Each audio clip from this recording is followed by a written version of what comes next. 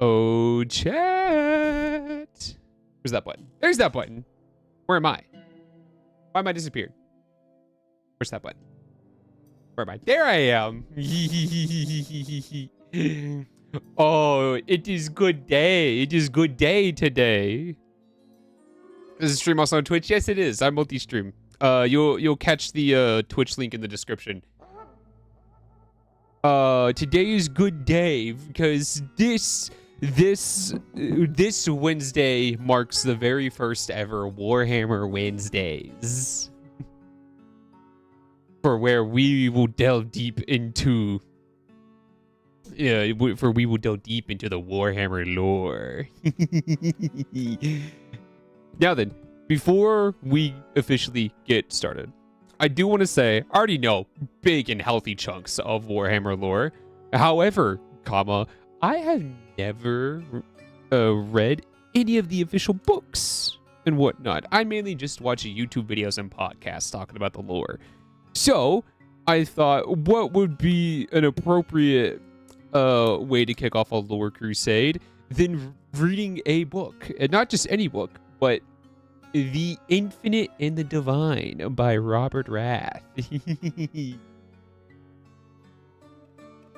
Because it's a standalone, it's its own standalone book. It's a one-book series.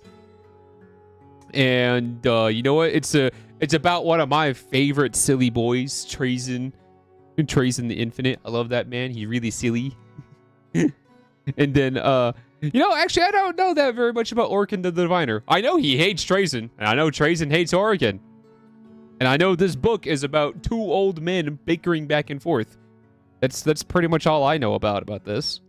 So I really can't I can't wait to get into this. This could be awesome. So we probably won't get through whatchamacallit. We probably won't. We're obviously not going to get through the whole book in one sitting.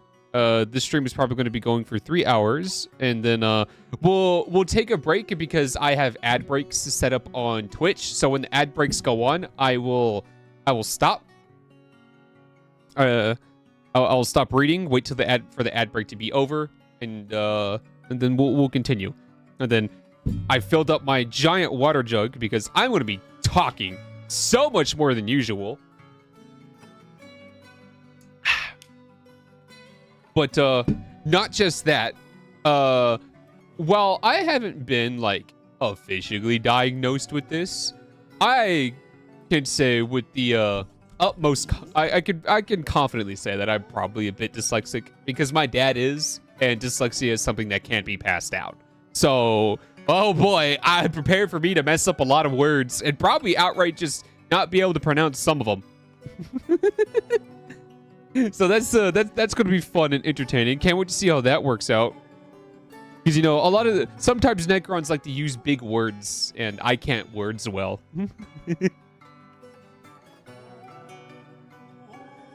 Good luck out there. Thank you. I'm going to need it. Hi, kitty cat. You come sit in the lap?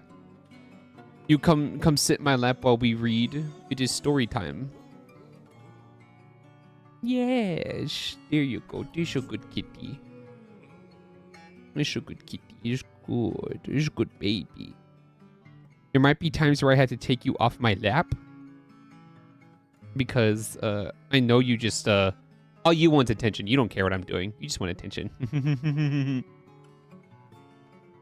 Kitty, yes, kitty. Cat gonna read for us? No, she won't. She'll just demand head pets until she's satisfied. But she will never be satisfied no matter how much I give her. Because she's just that spoiled. She's spoiled of a baby. I should do like a full-on cat reveal. Because you've only ever seen her when I do the hand cam stuff. But I should just say I have plenty of pictures of her, but I should just post them, you know? But I feel like I should make you guys work for it.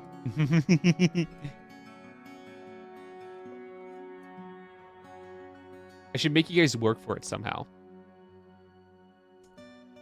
Oh, whatchamacallit? A small announcement for the Twitch side of things. I had to disable the throw stuff channel rewards. That had to be disabled because the application that I used, either the application itself had an update or Twitch. I want to say it's Twitch. I think Twitch itself had an update. I want to say Twitch itself had an update, and now the app that I use for the throw stuff is not compatible. So I gotta wait for the app to update for it to be compatible with Twitch again. So with that being said, throwing things at me is temporarily disabled. So, which is good. It saves me a headache. You don't have to throw things at me. 1K likes for kitty reveal. 1K likes might be pretty difficult for the size that we're at. So how about this? I'm at 625 subs on the YouTube, and I would love to get the YouTube channel monetized. So how about 1K? If we get to 1K subs, I'll do a cat review, because I feel like we could do that. I feel like that's possible. Fix the throw, redeem him, my life is yours. That's not Twitch. It's the person who developed the app.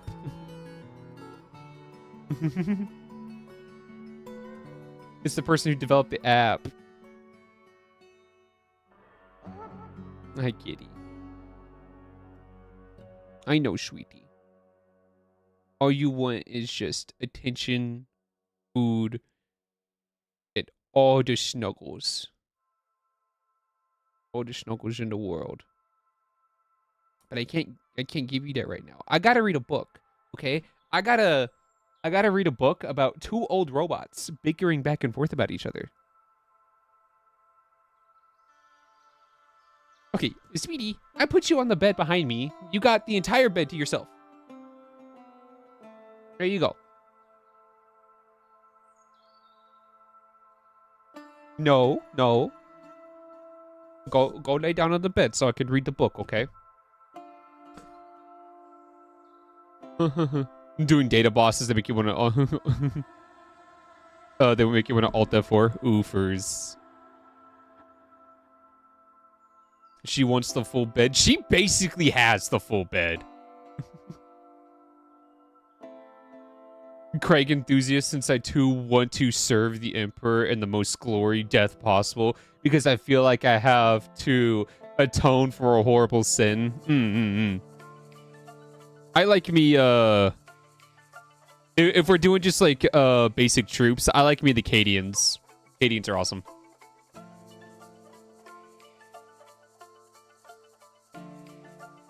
Accidentally all soulless robot men Yowie, let's go. Is that, I swear to God, if that's what this is about, that's gonna be hilarious. I do know that I do know in the book they take each other to the court. I don't know when that happens, but I do know they take each other to the Necron court, and they are basically at the end of it forced the sibling bonding time.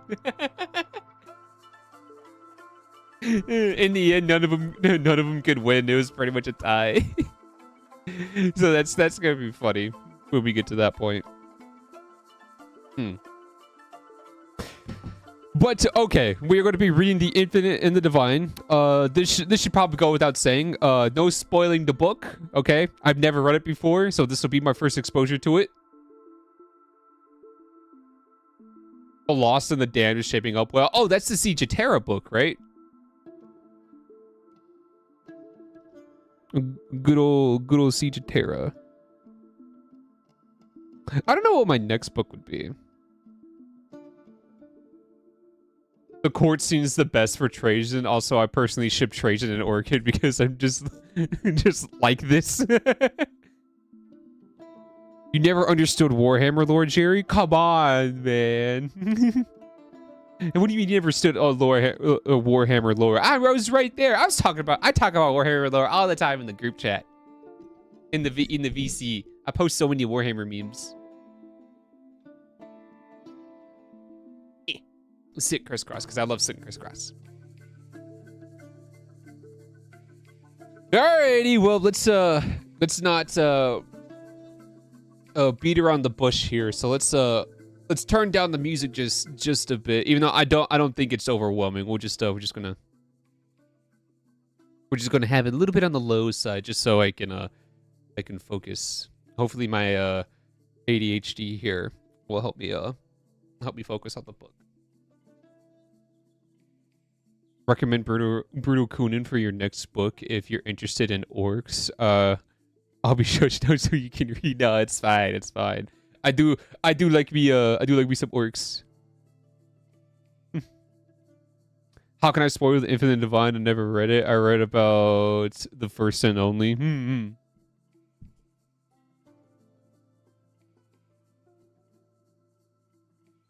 Okay, here we go. We're not even just going to start with chapter 1. We're just going to start with this little piece here at the beginning. Warhammer in E minor. Yay, E minor. Woohoo! Love Patrick. He's cool. Okay. Oh, I want to put you right there, and then keep Twitch right there, and then I'll have I have bots in chat that let me know when the ad break is gonna happen. So when the ad break starts, we'll stop reading so nobody misses a thing.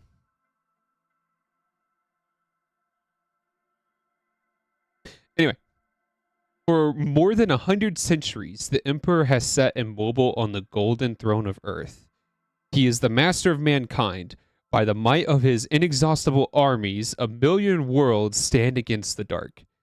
Yet he is a rotting carcass, a carrion lord of the Imperium, held in life by marvels from the dark age of technology, and 1,000 souls sacrificed each day so that his may... Oh, okay, that actually says it like that. Okay. And 1,000 souls sacrificed each day so that his may continue to burn. To be a man in such times is to be one amongst untold billions. It is to live in the cruelest and most bloody regime imaginable. It is to suffer an eternity of carnage and slaughter. It is to have cries of anguish and sorrow drowned by the thirsting laughter of dark gods. This is a dark and terrible era where you will find little comfort or hope. Forget the power of technology and science for the promise of progress and advancement. Forget the promise of progress and advancement. I'm already messing up, man. And I haven't even officially started the book yet. All right, come on, kitty. Come on. You're rubbing too much. Thank you. I love you, sweetie. Really? No.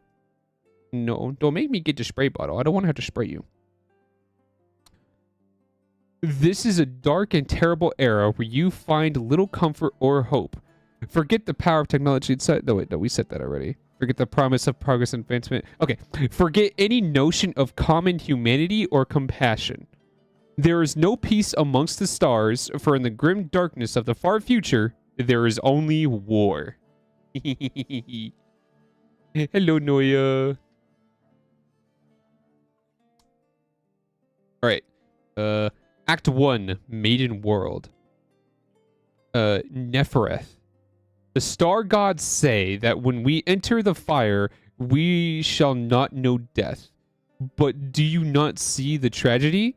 To know death is to know life. Helios? Yeah, Helios. If the gods know not life, my Pharaon, what do they know? Nefereth. Hate, Helios. Eternal and unyielding. War in heaven. Act 1, Scene 5, lines 3 to 5. Dude, is there a War in Heaven book? Or books about the War in Heaven? I would love to read about the War in Heaven. Because it has a sick as fuck title, man. Kitty.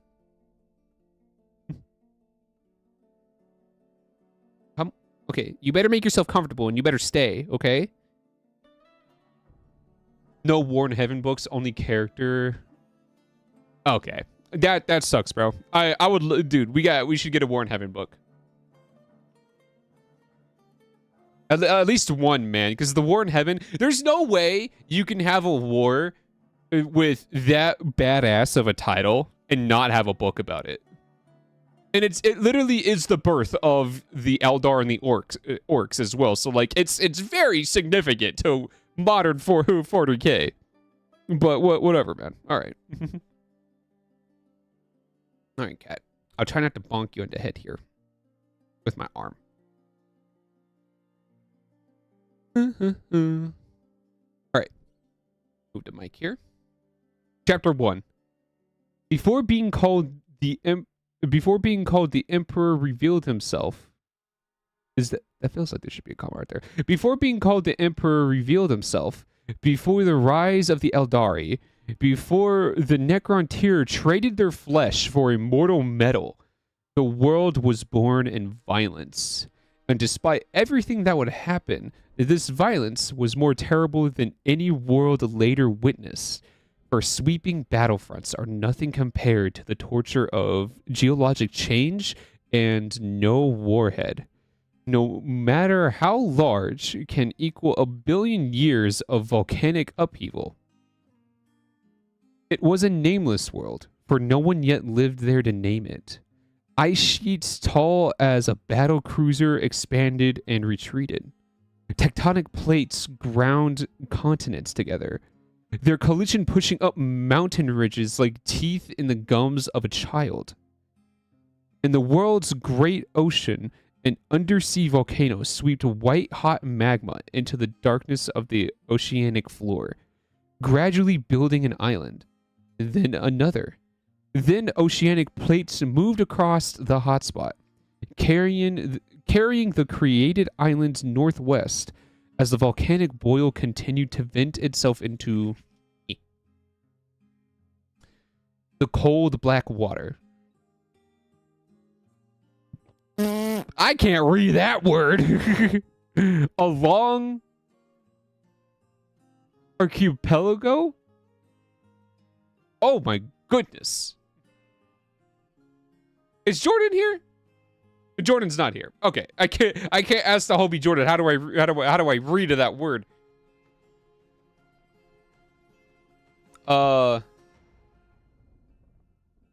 You know what? Here, I'll spell it in chat for you, just so you know what I'm trying to say, and then you can call me stupid because it probably has a simple way to be pronounced, and I'm just dumb.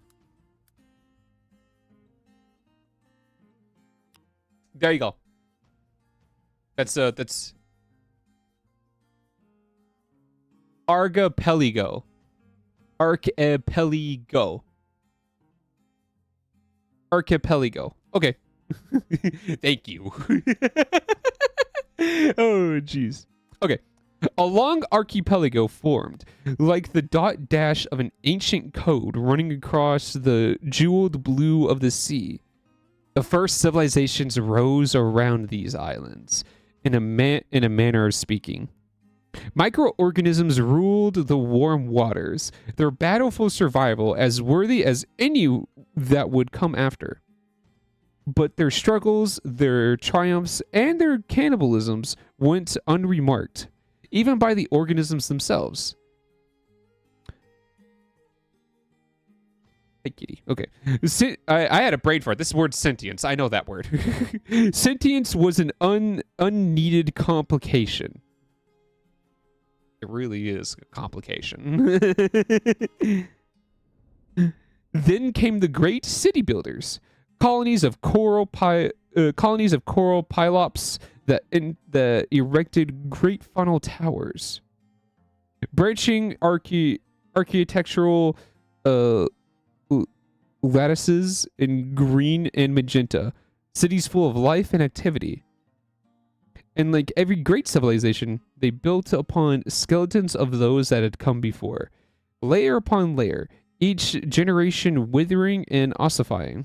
So the living stood unthinking upon a vast necropolis of their predecessors. Man, they really are using big words here. Holy crap.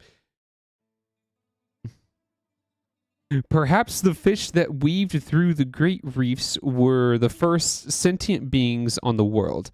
They had little emotion other than fear, pain, and hunger. Yet their arrival their arrival presaged a new era. No longer was life there a march of unfeeling organisms that existed in order to exist. They could now perceive. When great lizards emerged from the water, the struggle became one of legs and muscle, and hearts beating blood fast through strong chambers. And though new great lizards were little more intelligent than the fish they felt the pleasure of hot blood on their tongues, the agony of a festering wound, and maternal protectiveness. They died in great numbers, rotting corpses, ground and crushed by geological processes into the diamonds and crude oil that other beings would, in time, murder each other to possess. Yeah, that's kind of true. I wanted to be like, oil? Did somebody say oil? I like that stuff. I have a lot of that stuff on the Minecraft server. It's very delicious. I like to drink it. That liquid gold. And just a few, would enter a state of deathless preservation, trapped in silt and unable to fully decay. The calcium of their bones replaced atom by atom. Oh, okay, we're moving now, kitty. We're good? No? Oh no, we're coming back. Come back into the lab. Okay. You good? We're okay? Alright, we're okay. No? Comfortable? Alright. Good job, kitty. Trapped in silt and unable to fully decay, the calcium of their bones replaced atom by atom with rock until they were but stone skeletons. Immortal in form, yet with nothing of their bodies remaining. A mockery of the vital living creatures they once were. Ow. Life on the nameless world continued this way for billions of years, unheaded by the rest of the galaxy. Then one night, a Saurian scavenger sniffed the wind, sensing something had changed. Pointing her long snout towards the sky, she took in a sight that had never been encountered there before. New stars burned in the rainbow smear of the sky, points of light that clustered together with unnatural regularity, lights that glowed with balefires, green as the island. Okay. Sweetie, I love you. There you go. All right. We start the paragraph over. New stars burned in the rainbow smear of the sky, points of light that clustered together with unnatural regularity, lights that glowed with balefires, green as the island canopies, and moved across the sky as clouds did. To the scavenger's rudimentary brain, strange visual information like this could only be a hallucination brought on by consuming one of the island's poisonous plants. Her body triggered a purge reflex, vomiting egg yolk and root plants, before she dared for the twisted labyrinth of the ground trees. As the scavenger watched, judged the threat, the lights descended. The creatures were large, with great sickle wings swept forward and bodies so black they barely stood out against the night. Like any who survived on the island, the scavenger knew a predator when she saw one. Cold emerald light spilled from the creatures' bellies, and the scavenger decided... No, not decided.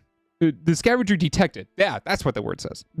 And the scavenger detected the foreign scent of sand baked into the glass. Two-legged creatures swept out from the emanation, feet shattering the plate of fused beach. Starlight glinted off their bodies like sun on the sea. Their eyes burned the same green as the lights on flying predators. The world would be nameless no longer. Are these Necrons? I can assume these Necrons because they're talking about so much emerald green.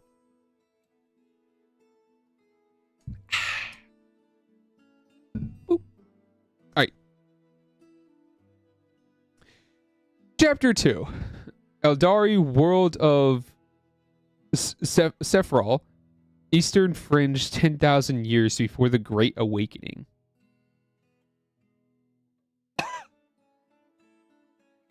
Ancient stories passed from the lips of spirit singer to spirit singer held that anyone who touched the stone would burn. Thy hand shall curl and turn black.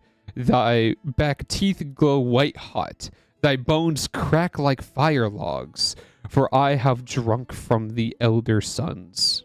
That's a crazy little poem. The songs held that the gemstone was a meteorite, wandering semi-sentient. Semi-sentient. Oh man, I really can't read. Semi-sentient. Hiccup. Absorbing the energy of each star it passed. During the war in heaven, it was said that warriors had used it to channel the gods themselves. Trazyn, however, had learned long ago not to believe the absurdities of the Eldari folklore. Ancient though their race was, they were still given the follies of an organic brain. Oh, Trazyn, how we love you so. Trazyn had traveled the galaxy for so long he'd forgotten what year he started. Collecting, studying, ordering the cultures of the cosmos. And one thing he learned was that every society thought their mountain was special. That it was more sacred than the mountain worshipped by the neighboring tribe. That it was one of their true axes of the universe. Even when informed that their sacred ridge was merely the random connection of tectonic plates, or their blessed sword of a very old but relatively common alien relic, a revelation they universally did not appreciate, he found, they were clung to their stories. My mountain is based. Your mountain, cringe. Your mountain sucks. Your mountain, it was formed too poorly, okay? My mountain formed just right, okay? Your mountain sucks, and I don't like it. My mountain's better. And cope and seethe.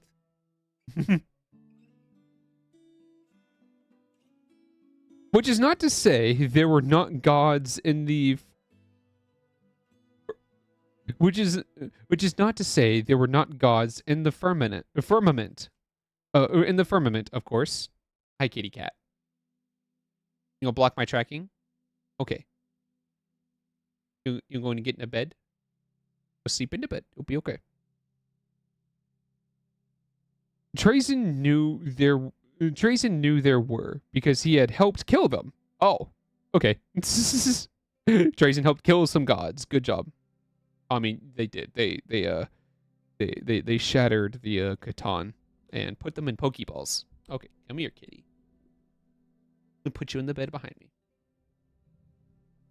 But he'd also found that most of what societies took to be gods were inventions of their own, charmingly fanciful imaginations. Huh. But though he did not believe the gem channeled ancient gods, that did not mean it wasn't worth having or worth the Eldari protecting. Indeed, the sounds of a siege echoed through the bone halls. Trazyn allowed a portion of his consciousness to stray, if only to monitor the situation. Part of his mind worked the problem at hand, and the other looked through the oculars of his Oh, Lich Guard. Whoa, I almost read something completely different. The other looked through the oculars of his Lich Guard captain. Through the being's eyes, Trajan saw that his Lich Guard phalanx still held the gates of the temple. Those in the front rank had locked their those in the front rank had locked their dispersion shields in a wall, each raising their hyperphase sword like the hammer of a cocked pistol.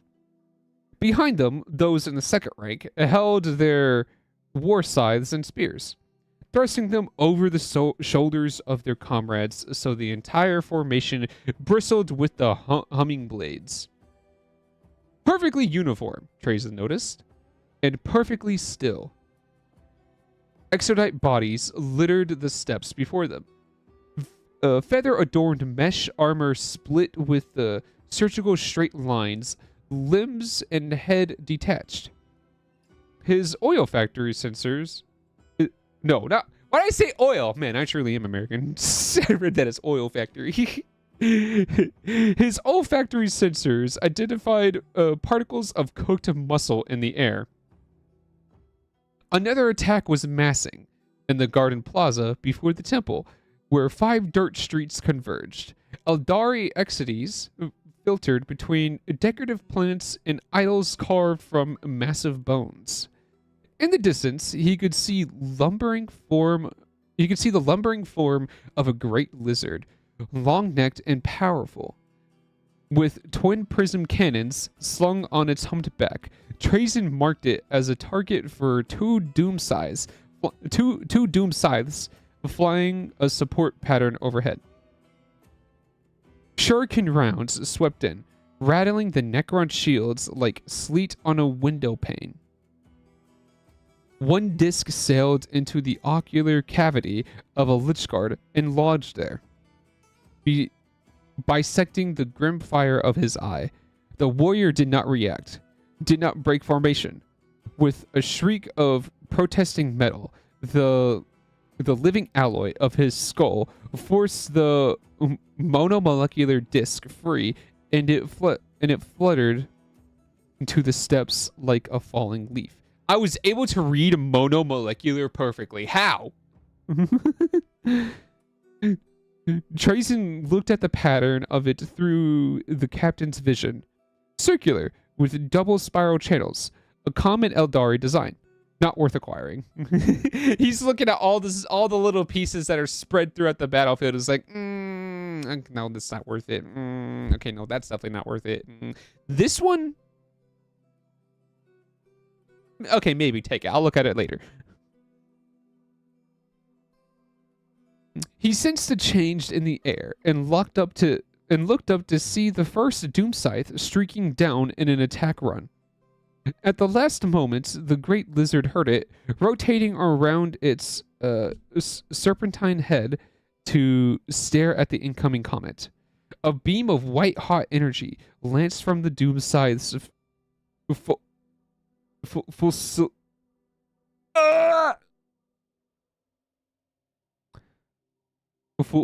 sail age. Full sail age? No, there's an E right there. Is that E silent? I don't know if that E is silent. Man, I can't read. You're tracing a line of flame through the lush undergrowth. It passed through the creature's long neck, and the top third of it fell like a cut tree branch. The great body staggered, healed, and stayed upright. Oh man, healing factor. Oh, scary. Then the next Doom Scythe lanced it through the midsection and set off the payload on its prism cannons. Cascading detonations tore the creature apart. The purple energy blast... Oh, excuse me. The purple energy blast throwing the weapons crew hundreds of cubits away. Pity, Trajan thought, as he watched the carcass burn. I wanted one of those. I love Trajan. He sees something die. He's like, oh, man, I wanted that one. Oh, shucks. God dang it. All right, well, let's see if there's other ones. The answer is yes. Oh, well, that's too bad. Sister wanted to use my computer. That is going to be a no-go. For I am too busy reading Warhammer. Please leave me alone. Get out of my room, sister. I'm reading The Infinite Divine by Robert Rath. But he had no time for such side projects. Conch shell horns sounded across the rainforest-grilled spires of the city, and already he could see more great lizards lumbering towards the temple. One rotated a twin-barrel shuriken cannon towards the sky and began spitting fire at the retreating size. Though they were primitive, once the Exodites marshmallowed their numbers, his small acquisition force would be overwhelmed. Sepharil.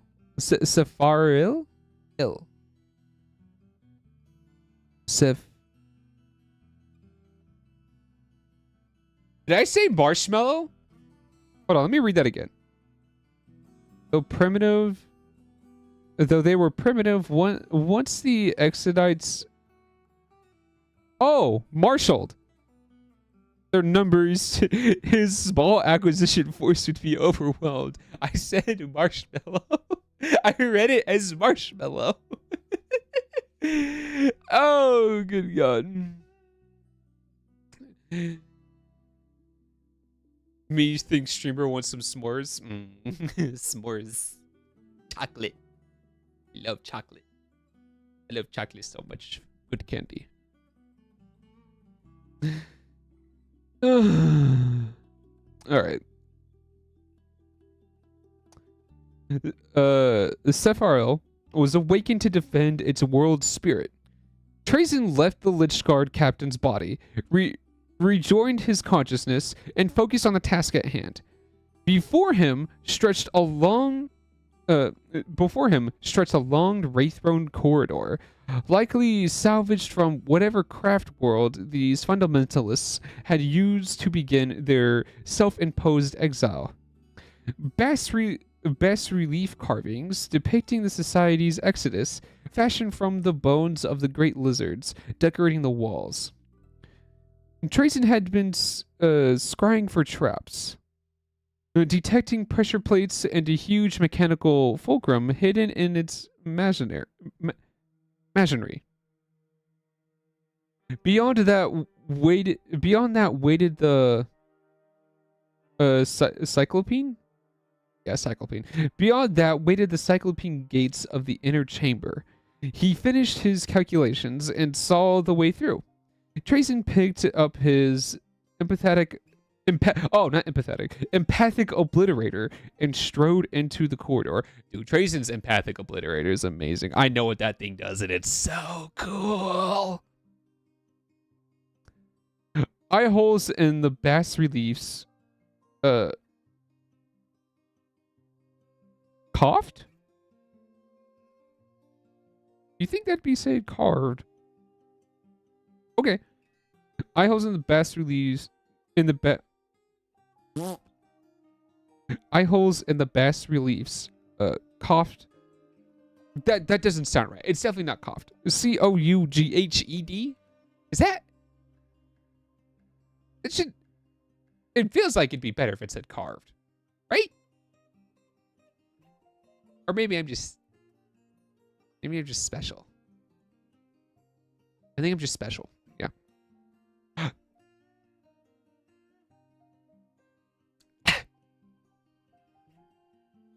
Sending clouds of bone darts clattering off his necrodermis. Trajan snatched one out of the air and analyzed the tip. An exotic poison derived from a local marine derived from a local marine invertebrate unique to this world. He slipped it into his dimensional pocket and continued forward, sensing a stone shift and a sink beneath him. He's literally just walking through all the traps. So like these poison darts, he's like, oh, yoink. Yeah, maybe, and then just puts in his pocket, and then takes one step. I imagine it probably yeah. It doesn't say he looks down, but like I can imagine like cartoonishly, he's like, all right, and forward, steps on pressure plate, looks down, and is like, ah, well, that's not good.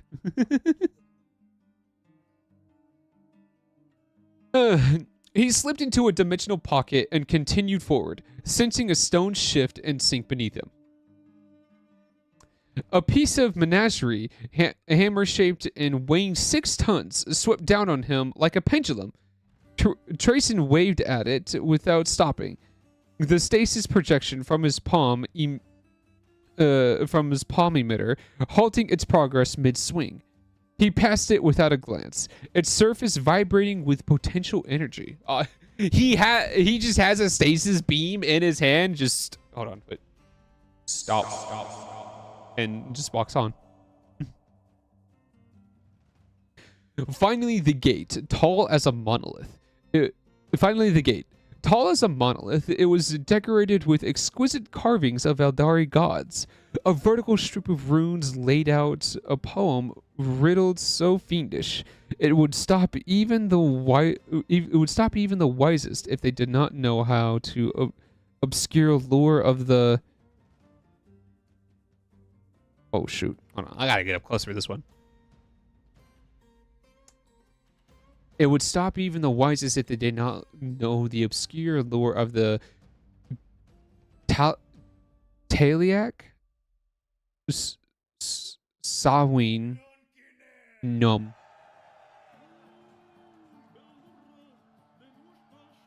I hope I said that right. I really hope I said that right. Taliak Sawin Num. Intoned Trayson, turning sideways so he could slip through the gates as they ground open. Normally, he would have put some effort into it, solved it by thought, then perform a textual analysis. Trayson enjoyed riddles. They revealed so much about the cultures that shaped them, but Neomic notice from his Lich Guard suggested that the Exides were pressing harder than anticipated. No time for amusing diversions. He hadn't paused to process the meaning of the runes, just fed them through his lithographic database and cross-referenced double meanings, inferences, and mythological connotations. Even now, he could not have explained what the answer to the riddle was or what it meant. It was merely a linguistic equation, a problem with an answer. An answer that had brought him into the presence of the world serpent. The chamber swept up around him like a cavernous grotto. Its upper regions lost in the echoes, vaulting of this. Its upper reaches lost in the echoing vaults of the ceiling. His metal feet sounded off a causeway. Its wraithbone marbled with veins of gold. Ooh, gold. I like gold. It's shiny. Filgreed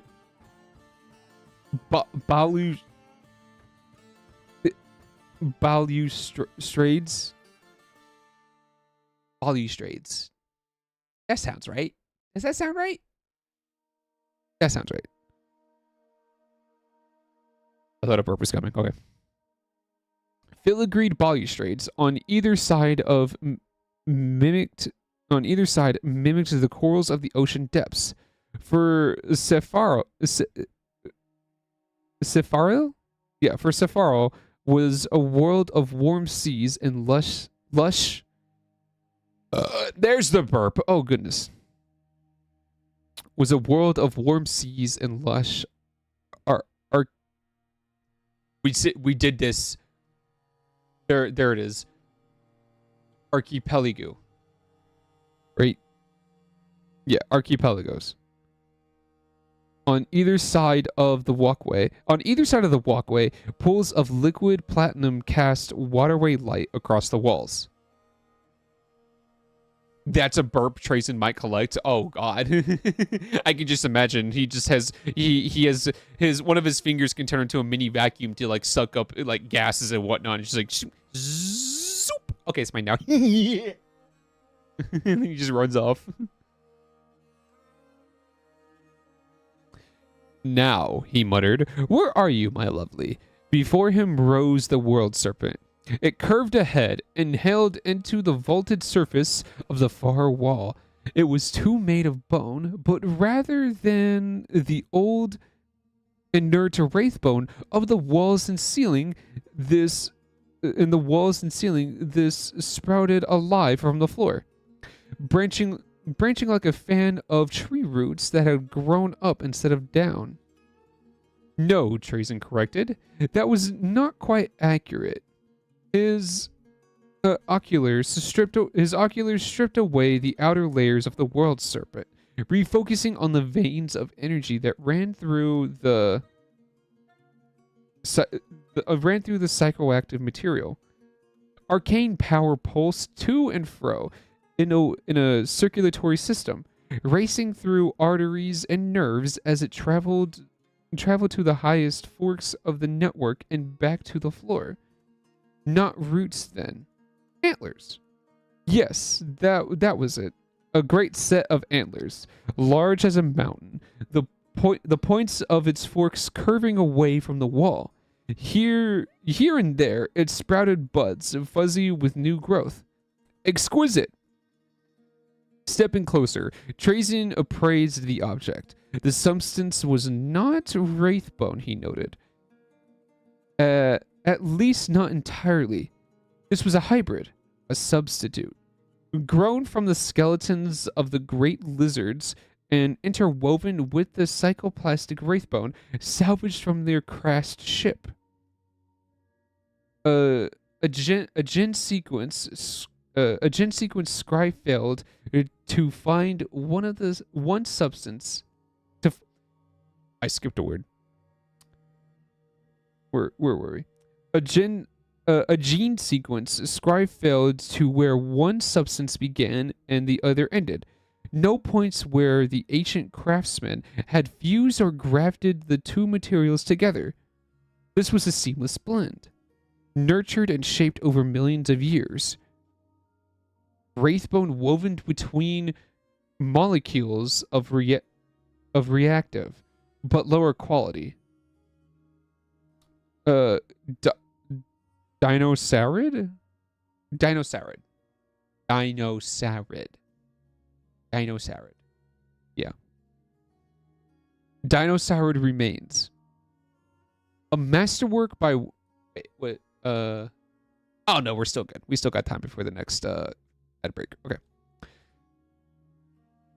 A masterwork by one of the finest bones injured by one of the finest bone singers. No, bone singers. Yeah, a masterwork by one of the finest bone singers in the galaxy. An act of artistry and devotion that was at once temple and mausoleum. Hi, kitty cat. And Metropolis. A place for the souls of his slain Eldari, ancestors to be at rest, united and safeguarded from the hungry gods of the Aether. Alright, we got a 3-minute ad break starting soon. Let's see here. It looks like in about 9 minutes, the ad break will start.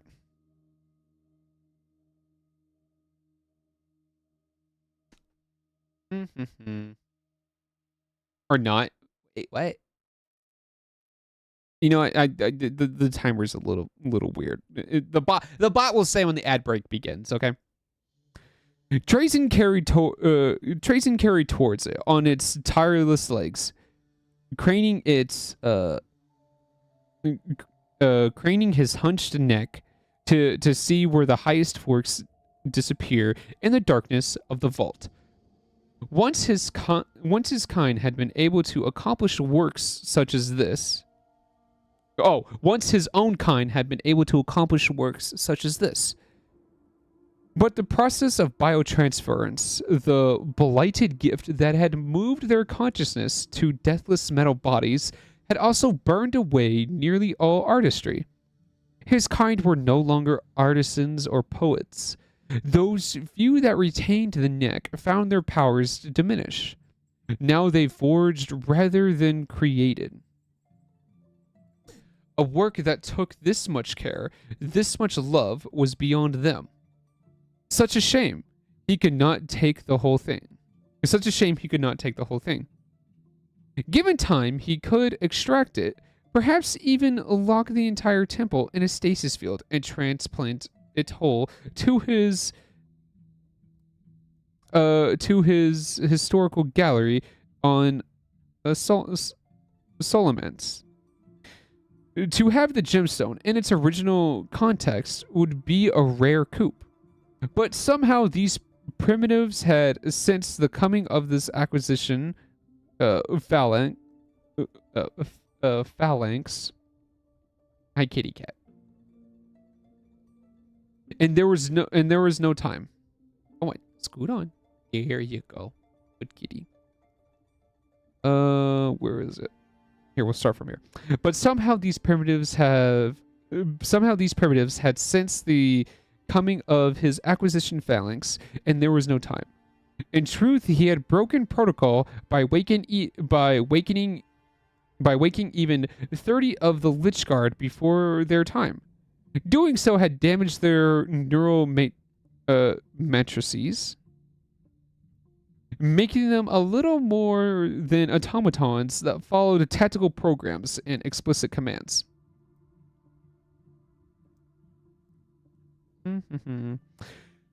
But they could not remember this expedition. So much the better. Trajan was not supposed to be here anyway. He approached the base of the World Serpent. The chamber was a full league across, and beheld the true genius of his creation. Chat, the streamers reading temporarily giving me attention as a turtle. My cat, yes. That is so true. Okay, I think we have just enough time to get through this page, then an ad break will start. So, here we go.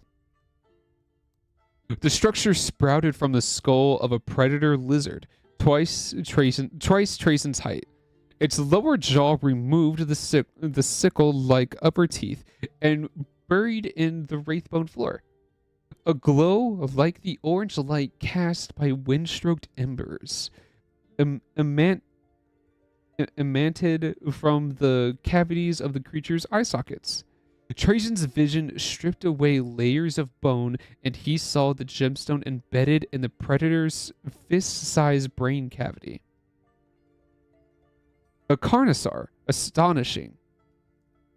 He brushed a metal hand over the skull's cranium, and he brushed a metal hand over the skull's cranium, and an emitter of the palm casting electromagnetic radiation through its core. It was old, older than he had thought possible. Indeed, perhaps Trajan should have attempted his dismissal of the Eldari tales, for it was indeed a meteorite, and one of extreme antiquity. Itchy nose. Indeed, perhaps Trajan should not have tempered his dismissal of Eldari tales, for it was indeed a meteorite, one of extreme antiquity and unknown makeup.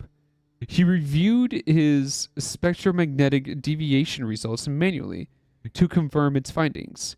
Given the age of the components, their degradation, and the style of the beam cut faces of the gem, it was entirely possible that it dated from the war in heaven. Ooh.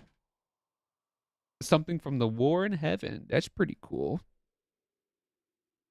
A delicious shiver passed through Trajan's curiosity. Well met, my dear, he said, his choosing tone offset by the hollow echo of his vocal emitter. It is not so often that I meet a thing as old as I am.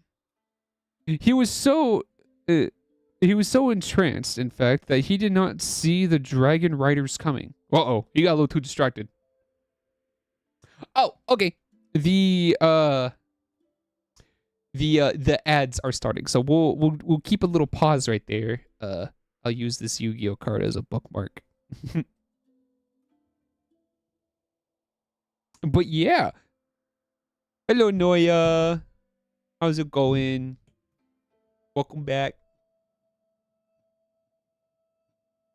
You caught us on a little bit of a break. The ads are going on the Twitch side right now, so we're pausing on reading the book.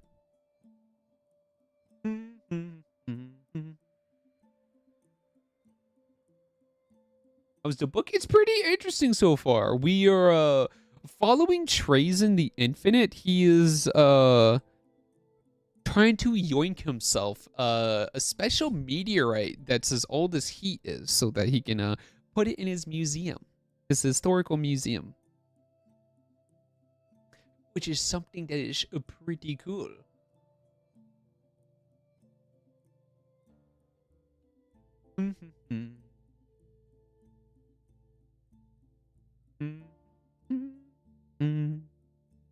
But yeah, I'm just waiting for the ads to finish so that we can continue reading the book. What page are we on? We are on page we're on page 20 out of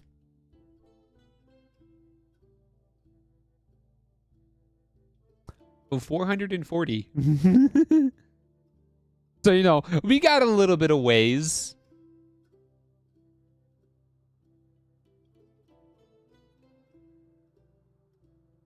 We got a little bit of ways, but it's fine.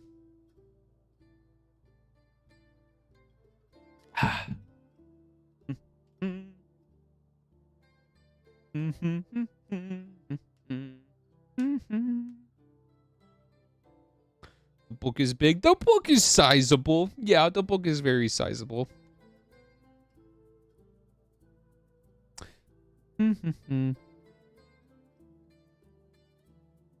It would definitely. I definitely got some challenging words in here for someone such as myself. I gotta get my good reads reading goal up. So loving the reading stream. Yes, yes. A wonderful opportunity for a Warhammer lore crusade where we read the infinite and the divine.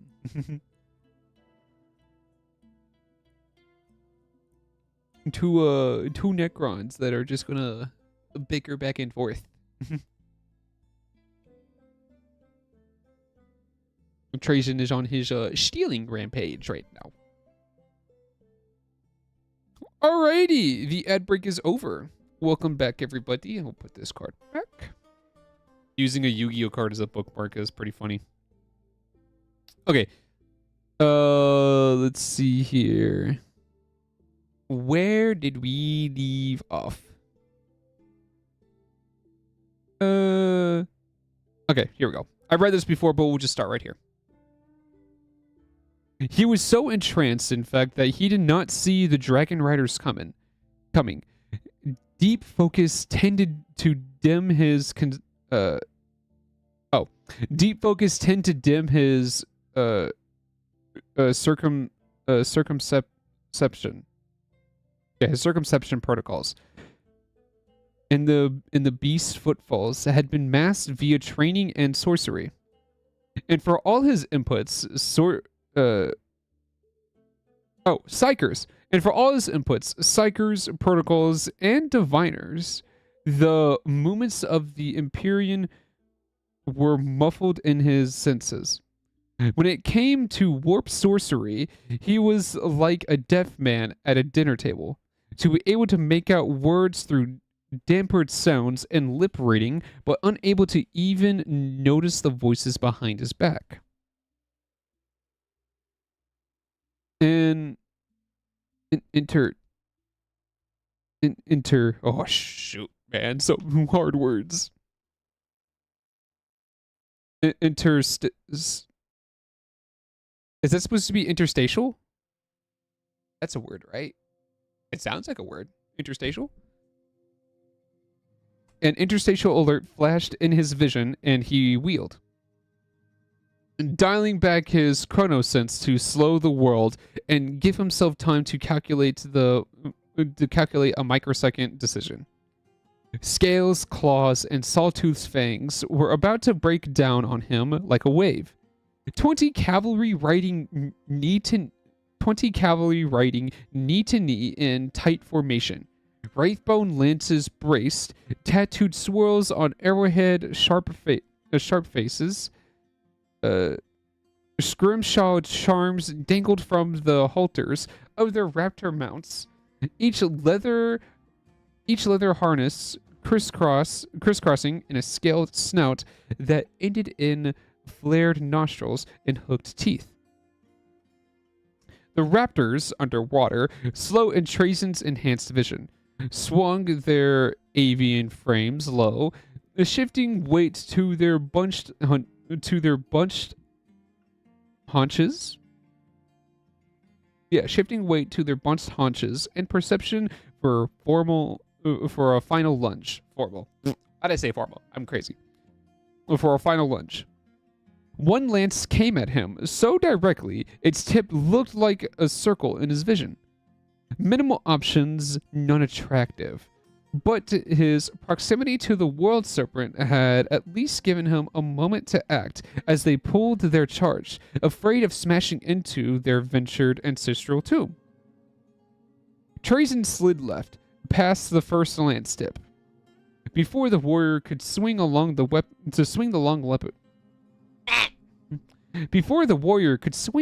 weapon around, Trazen gripped the haft and tore the tattooed aspect warrior from his saddle. He watched the rider's face twist as he fell from the mount, long hair flying free and hands sheltering his face as he tumbled to the bone floor. Trazen, who was called Infinite, a voice said, it was not audible speech, nor it was telepathy, to which he was immune. Instead, it was a wavelength of psychic pulses pushing on his auditory transducer to mimic language. One of these writers must be a farseer. He ignored it. They tried doing warp chicanery on him, but he's immune to that crap. He's like, Alright, next problem. The riderless raptor struck him, jaws closing in on the place where his ribcage met his hooded neck. Trazen had overcommitted himself and could not dodge. You will not keep what you seek. Hooked teeth met the cold surface of his necrodermis and shattered. Trazen channeled his kinetic force into his fist and punched the dinosaur in the throat. A vertebrae popped, cartilage tore. The raptor went down with the noise of a bugle player experiencing sudden and unbearable agony. Experiencing. That's the word. Experiencing. Listen to the song. This world sings for the blood of Trazen. And it was true. Even though the Syrupy?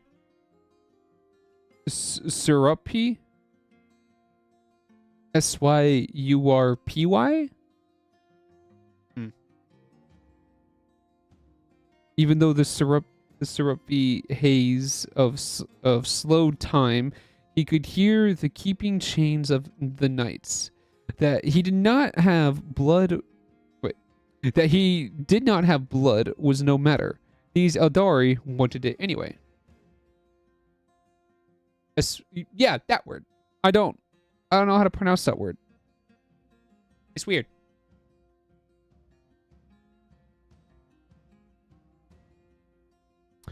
Anyway, Tracy didn't have blood because he's a robot, but they wanted blood anyway. The Eldari wanted it. But their formation was not optimized to deal with a single opponent. It was jumbling, folding as the knights tried to get him. And he had created a gap. As the unit tried to wheel onto itself, Trazen slipped through the hole in the line, making sure to step on the fallen warrior on his way through. Behind him, riders coiled and mixed. Eldari, he scoffed. So the old and wise, you are children to us.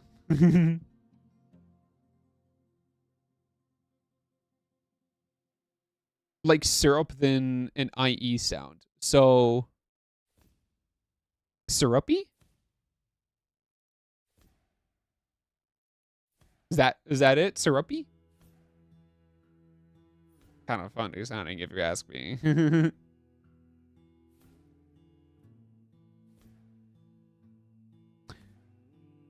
This world spirit is our ancestry. Trazen, our culture, are dead, and it will wither without the solar gem. That's when Trazen saw the Carnosaur.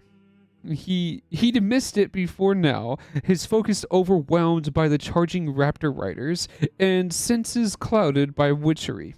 It reared above him, its well-muscled chest protected by the breastplate shaped from dinosaurid bone, twin-linked shuriken cannons emerging like tusks from its chin, serrated blades fashioned from the teeth of aquatic predators, serrated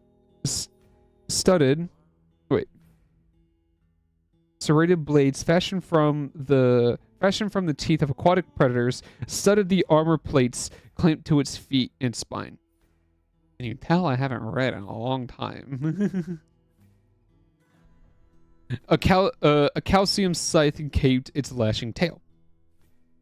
And on its back, the Farseer, her willow-thin face, half covered by the mask of an unfamiliar god, graceful frame, snot, graceful frame, armored in mother of pearl, and pink hair gathered into a top knot. We have long known that you desire it, but if you take it, the world spirit will die. If you knew I was coming, Trazen said, you should have made a contingency plan. I know you will return, the Farseer said, but I will still enjoy this.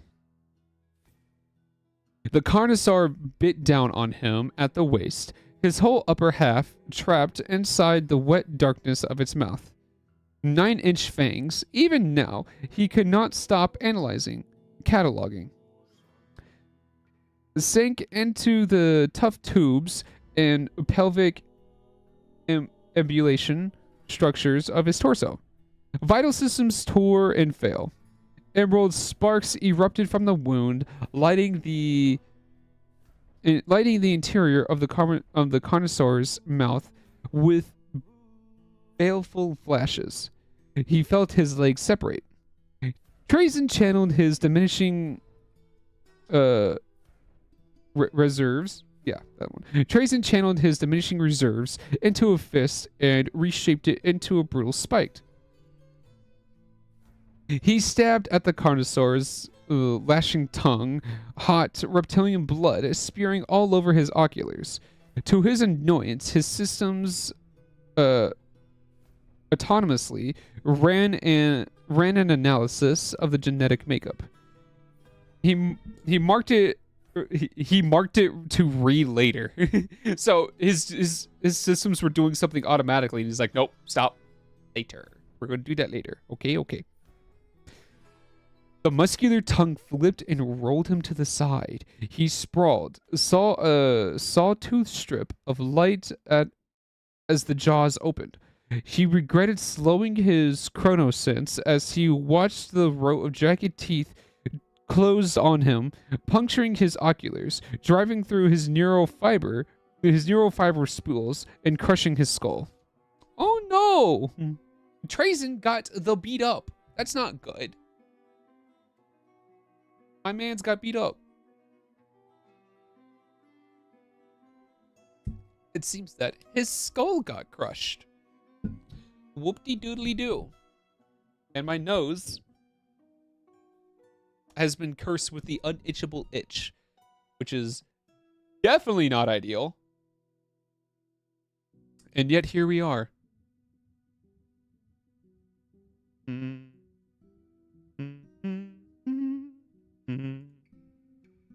Okay.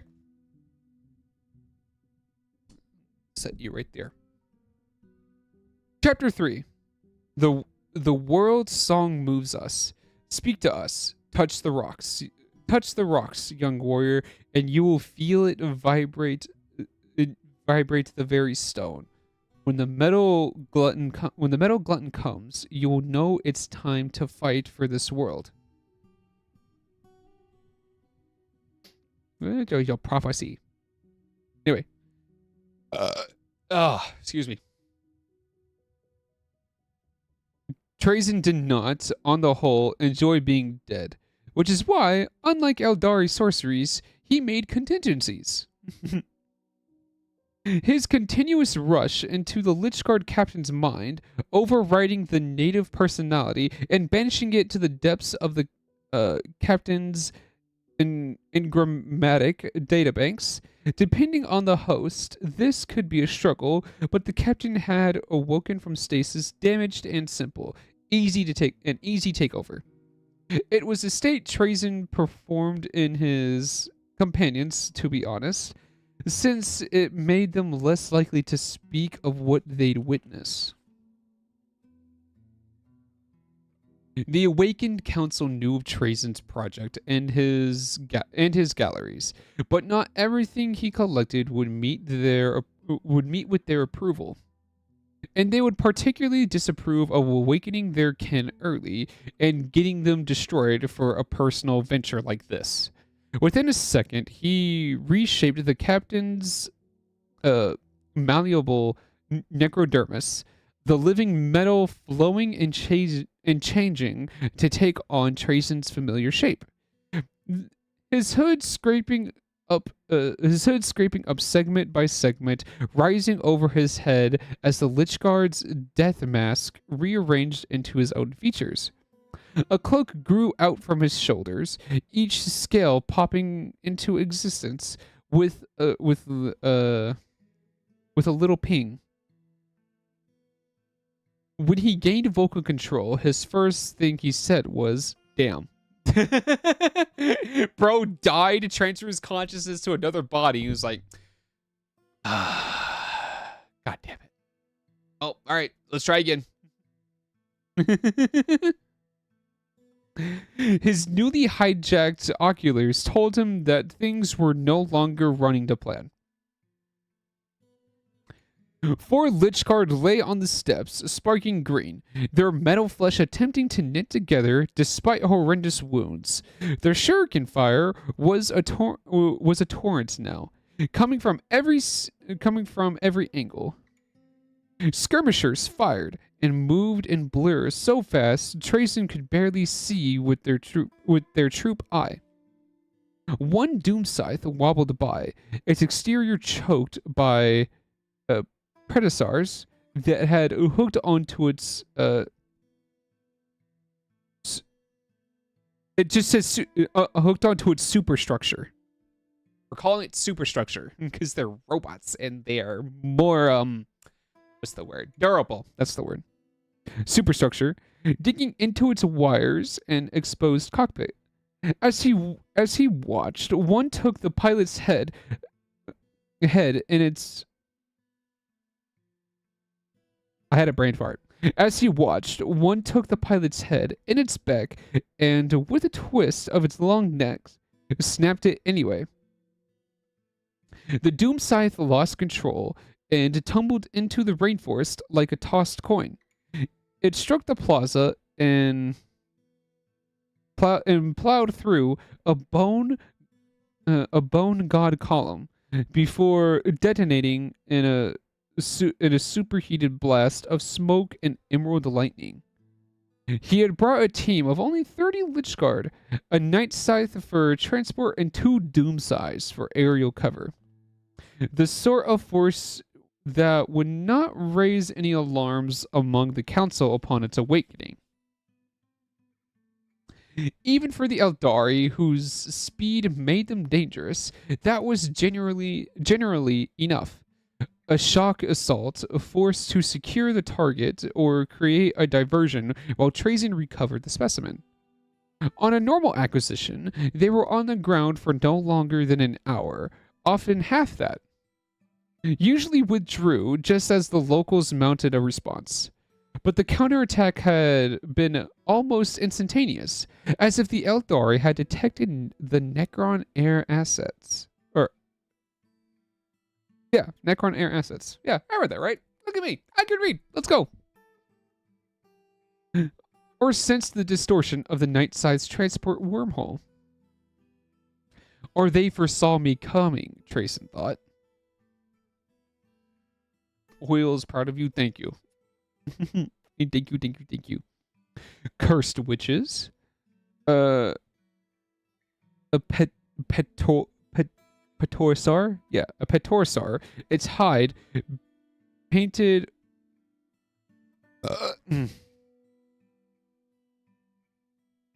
That's not orc. My mind wants to say that word is orc, but that's not orc. Its hide painted a cure, OCHRE, with handprints.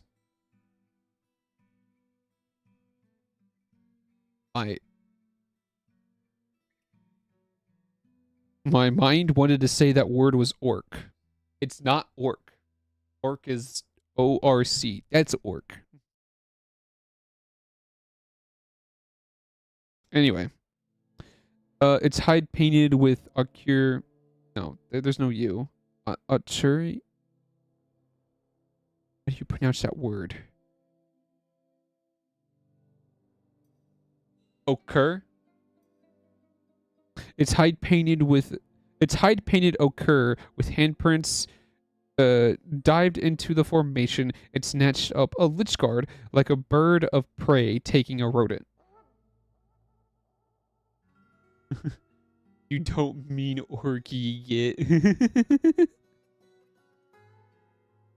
It flew the struggling warrior up into the air, its raider leaning out of the saddle, almost upside down to riddle the Necron with a dual shuriken pistols.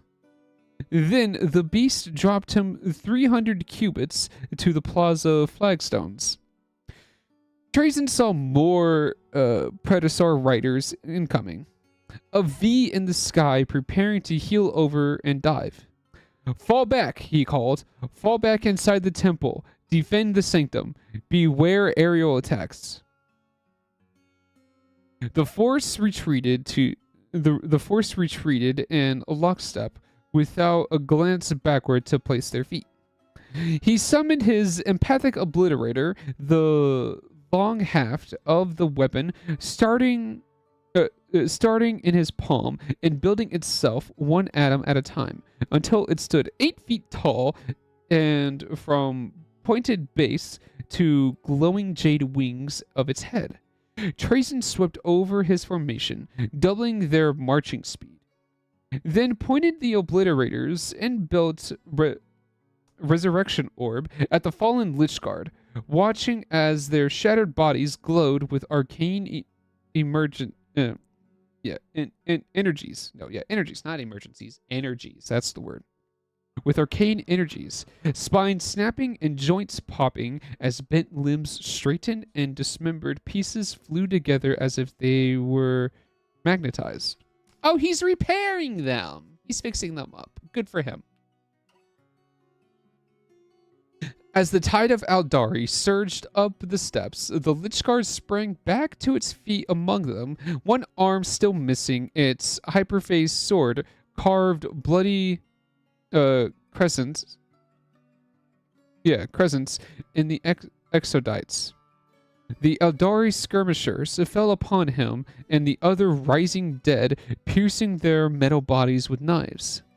That should stall them, Trazen said, and turned back into the temple. He passed the outer sanctum of coral statuary.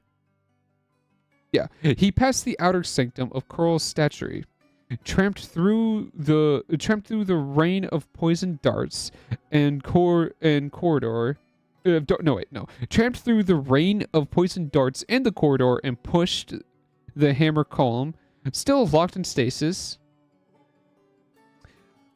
Contem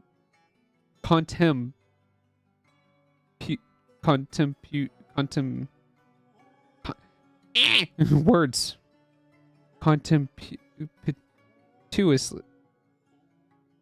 Contemptuously aside. Yeah. Contemptuously aside. Contemptuously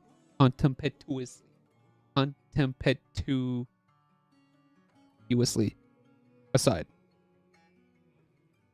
Yeah. Okay. He passed the outer sanctum. Wait, no.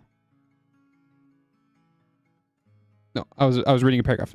Ah, there we are. There's where I was. Okay. This time he uttered no riddle. He simply took his obliterator in both hands and brought it down on the joint. Legend held that the weapon contained a relic from a long-vanished species, a talisman of power designed to break the minds and souls of lesser races. He knows, itchy nose. That seemed, as far as Trazen was concerned, accurate.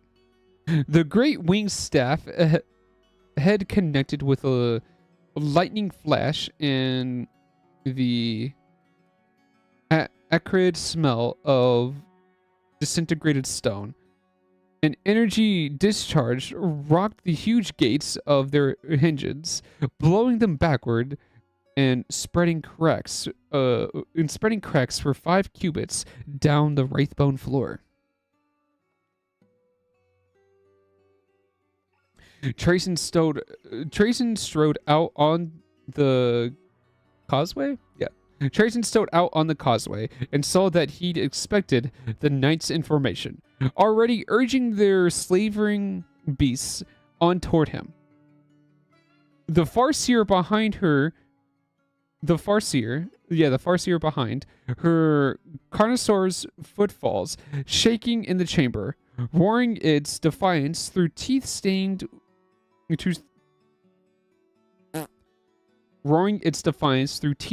with its own blood and blackened by the fire of Trajan's last death. As such, he halted them. They were exquisite. Burnished wraithbone helms, millions of years old, shining in the watery light. Yeah, shining in the watery light of the platinum pools. Lance pennants woven from void silk, insubstantial as smokes, streaming. I'm streaming. Hi. The terrible majesty of the mutated Carnosaur and the regality of its rider. Her shoulders burdened with a cloak fashioned from the plumage of native birds. They made the causeway, bore down on him. He, in turn, held up a cube darker than the emptiness of space. Prismatic light speared out in a beam, danced on the lead rider, then spread in an arc. Questioning, analyzing, measuring the dimensions of each rippling muscle and strand of perfumed hair. A keen whine emanates from the... Oh, not the drinking wine. I was thinking the drinking wine, like the alcohol. A keen whine emanates from the box. It shook in Trazen's mechanical grip. He triggered the lock. The charge stopped. It did not falter or pull back. It merely ceased movement. Raptors froze mid-leap. The Carnosaurs below was cut off. All was still. save for the void silk banners, which, due to their unusual physical properties, continued to slowly ripple in a non-existent wind. And then it was gone, all of it. Not even a scent remained. Trazen walked through the empty air and approached the world spirit. He is so disliked to run, but the shortness of time hastened his footsteps. "Do not worry," he said to the cube, which burned so cold that none but Necron would be able to hold it. "You will not be separated from your beloved gem." Trazen plunged his fist through the ancient Carnosaur's skull. Its brittle structure cracked and sundered under the blow. Eldari's souls rushed up from the fractured calcium-like embers, drifting out of whatever wraithbone had been woven around and through it. He closed his hand around the gem, pulled it free, and his hand did not curl and blacken. His back teeth did not go white hot, his bones did not crack, and he had no regrets. Oh, I know what he did. He used whatchamacallit? He used his cube. He has a little cube that he has cubes that he can use to put people in stasis. And he has that's what he uses for his exhibits. He has like entire like wars, battles trapped in stasis as exhibits in his museum. It's really cool. I like it a lot.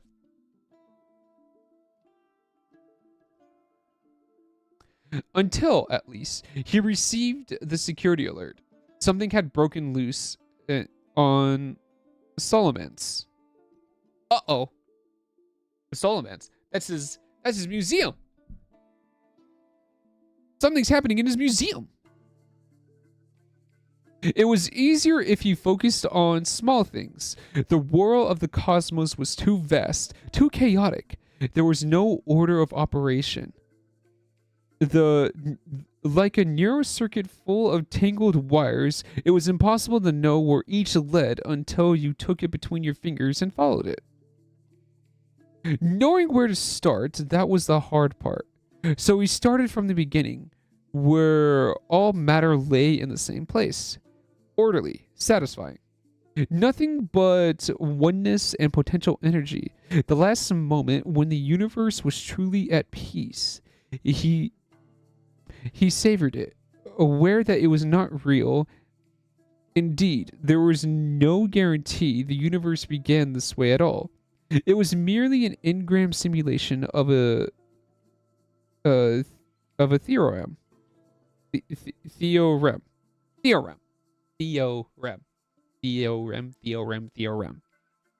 Yeah. An engram simulation of a theorem.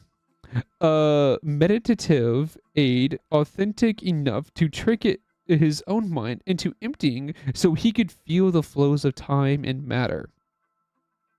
During powerful rituals, whole solar cycles would pass with him in this state. Let it happen. An explosion. He screamed out the noise and clutter, focusing on what he wanted to find, saw it, and followed it. A single particle tumbled through the dark. Then light was born, and he saw little mote whisked away on the eddies of the void, collecting other particles of its type. Watching ages pass as it built from a speck to a rock to a meteorite.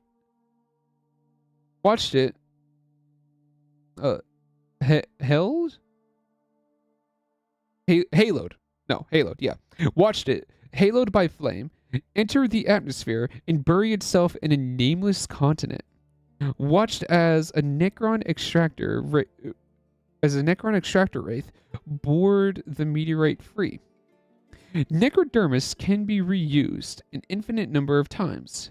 The particle was not first embedded in the hip joint of a warrior, then a monolith's hull, a piece of jewelry that lost in recycle.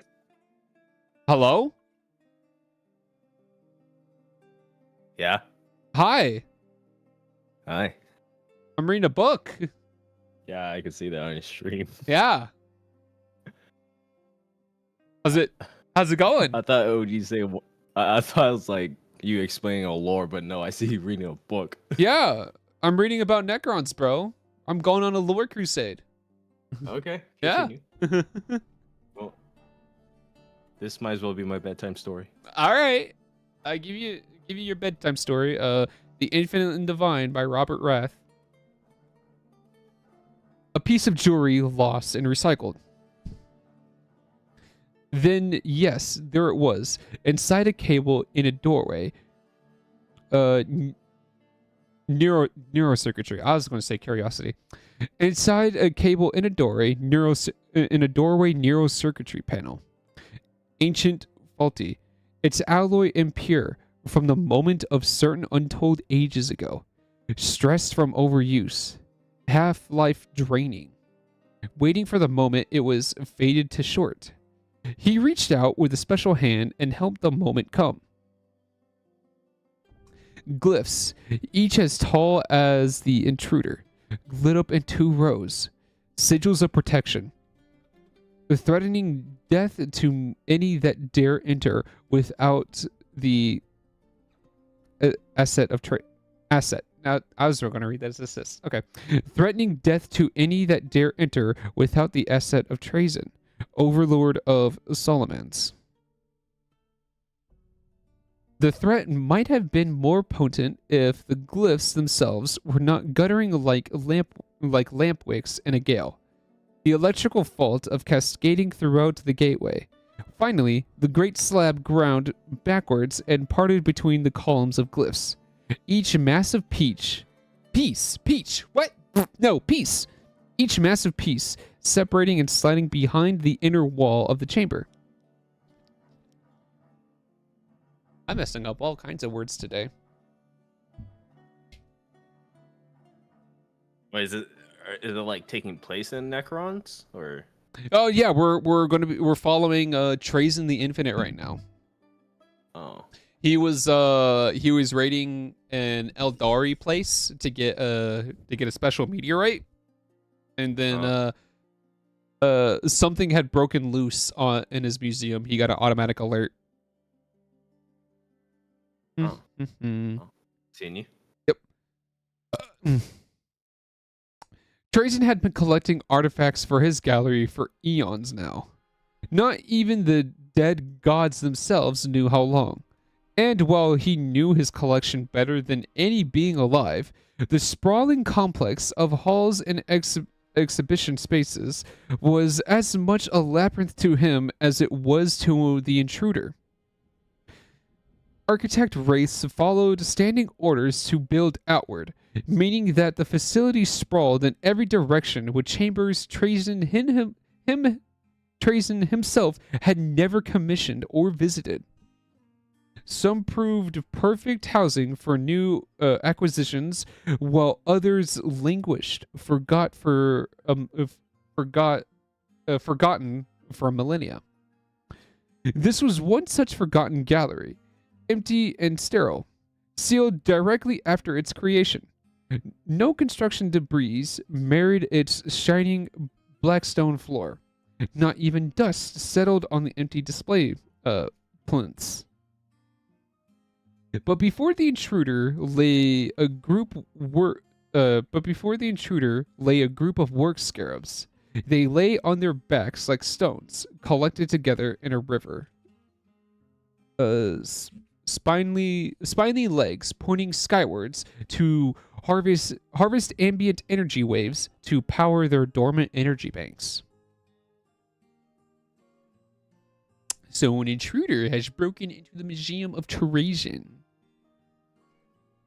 The intruder stirred his metal fingers over the mindless drones, casting an interstitial.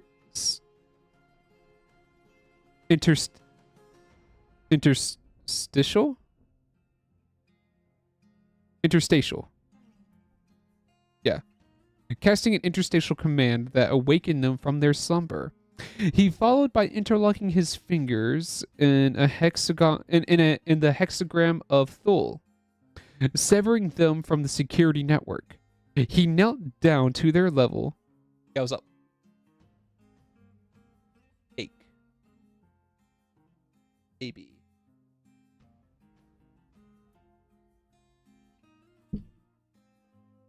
Yeah, I can't believe it either. It's hard.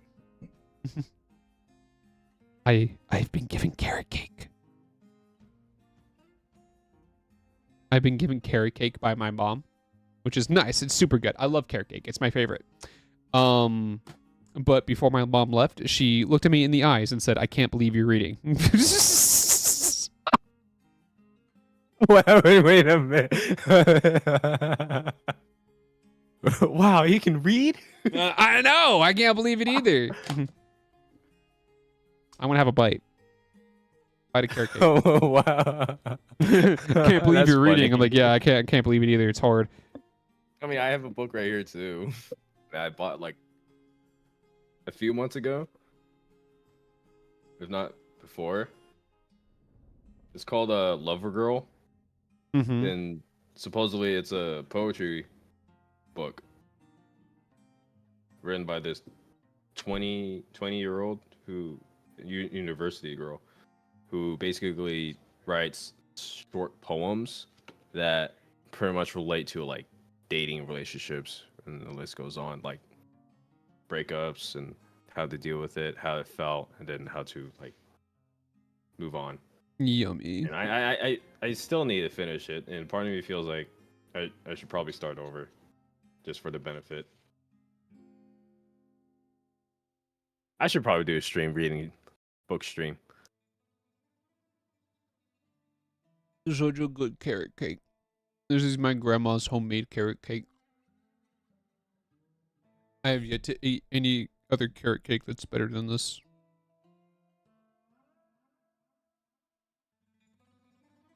It's so... Give a piece to the chat, dog. No, it's mine. Okay. It's mine. That's hilarious. I still find it hilarious how your mom just walks in. Wow, you're reading a book. I know. It's such a shock. Even to myself. I will say this, like, if the question is like, do you understand what you're reading? To you, yeah, but like when I read a book like that, part of me is like, no. I had to like go back a few pages, if not start over, just to understand it. What am I reading? No, If you give me like that's the if same you give thing me, for me. go ahead. It's the same thing for me. Yeah. So if you like give me like an instructions manual, yeah, I'll understand it. If you give me like a poem, chances are, yeah, I'll understand it. If you give me like a chapter book or like a riddle, I will not understand. It's the same for me.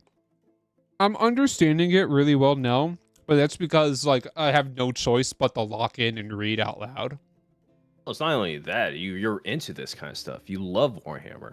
You just like you're locked in, like to see, you dive right in to see like what is the plot, what's going on. Yeah, but for me, Who I is retain committing it better if I heresy. read it out loud because it forces me to lock in. If That's I read good. it, if I read it in my head, It would not help. yeah, I have to go through pages a couple times. Yeah. Okay, I take a couple bites. We have a couple bites. Next time the ad break comes, I will eat more. I'm using a Yu-Gi-Oh card as a bookmark. Is that bad? No. I'm Or is that pretty just... sure everyone does it. I just find it funny. Oh, you know what? I know what next card I should use as my bookmark. Where is it? No. Ah, here we go. Just use the card that you don't use. No, I'm gonna use this platinum secret rare blue wise white dragon that I have. Nice. I'm just gonna keep him right there. He's gonna sit right there, and then when I need him, I'll grab him. Besides, we're somewhat nearing another ad break anyway, so Jordan. This isn't Jordan. That's Ian. Let's see Wow. though. Oh, yeah, I'm Jordan. No, you're not. Anyway. Anyway, where did we leave off? Okay, so this mysterious intruder severed the connection. That's clearly Jordan. It's not Jordan. This is Ian. Yeah, I'm Jordan. Anyway, Ian, shut up. Oh, here we go. All right, found it. He knelt down to their level, leaning heavily on his staff. For a moment, he paused to admire the aquamarine plates of their carcass. Gold filigree? Yeah. Gold filigree set in geometric circuit patterns inlaid in their jeweled casings.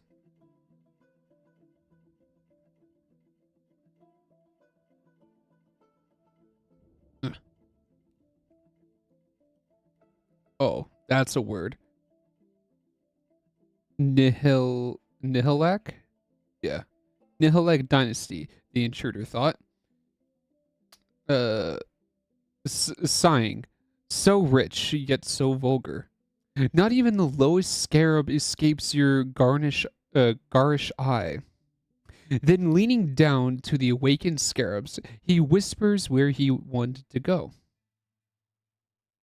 Legs skickered on the hard surface of the floor, almost in excitement. Then the swarm departed as one, milling around the intruder and passing over his clawed feet in their haste to direct him to the proper corridor.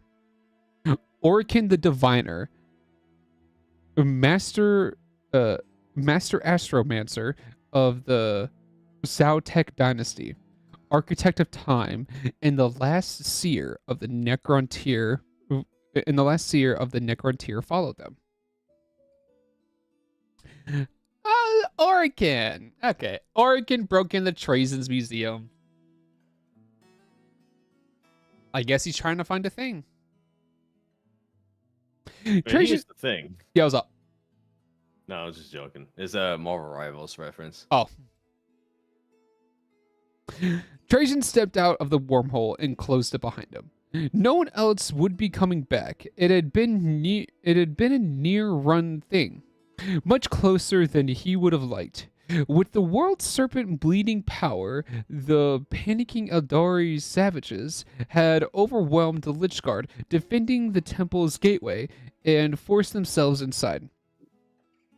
Trajan had fled upward, climbing lizard scarab stairways to an upper gallery, and used his obliterator to blast a passageway through the Wraithbone dome. The Night Scythe had been waiting for him outside, hovering upside down to protect the captive wormhole on its belly.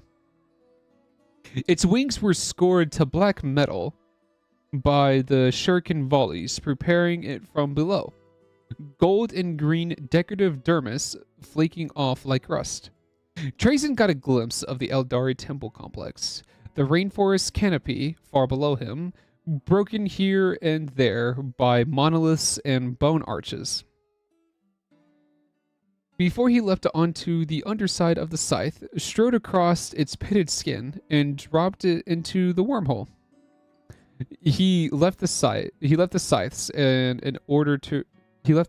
with an order to return, or if too heavily damaged, expend all ammunition, then ram a high priority target. preferably one of the cursed connoisseurs. So bro left and basically told his flying troops, is like, all right, hey, you leave, but if you're too damaged, use up all your ammo, then ram into somebody. Thank you.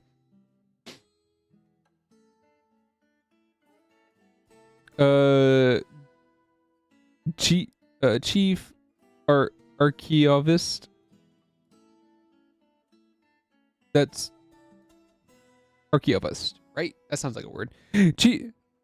Chief Archivist, Overlord, Master, Sanet, the Light Sculptor, Trazen's Chief Curator knelt, his 8-fingered hands splayed on the polished floor in obedience. Oh, that's the thing. Solemnace rejoices at your return. Does it? Trazen responded. Looking around at the receiving party, it was just Sanet, accompanied by an archive wraith, ready to receive the artifacts behind them. Ready to receive the artifacts. Behind them, a hallway wide enough to refurbish a battle barge stretched empty for 1,000 cubits. I see. Solomons was not rejoicing. Indeed, it would not celebrate anything. By Trazen's calculation, for 10 millennia or more, Solomons was a dormant world. Its officials, warriors and servants in the stasis deaths of the Great Sleep.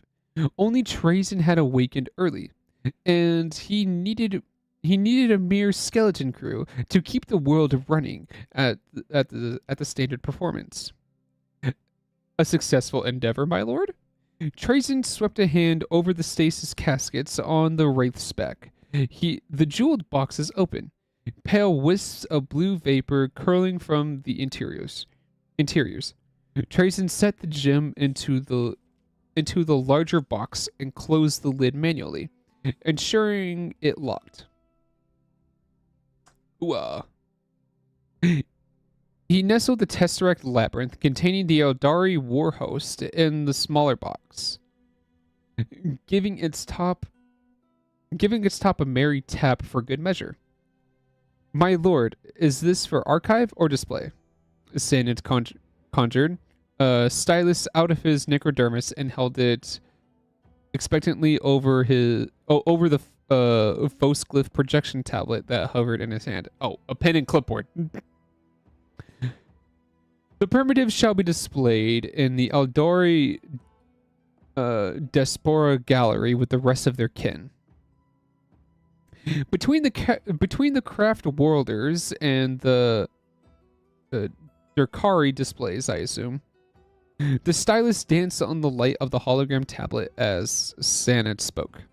Normally, a Necron would not need such a thing, but like many who had arisen from the Great Sleep, Sanet's neural matrix had degraded over 60 million years. The deterioration had affected his short-term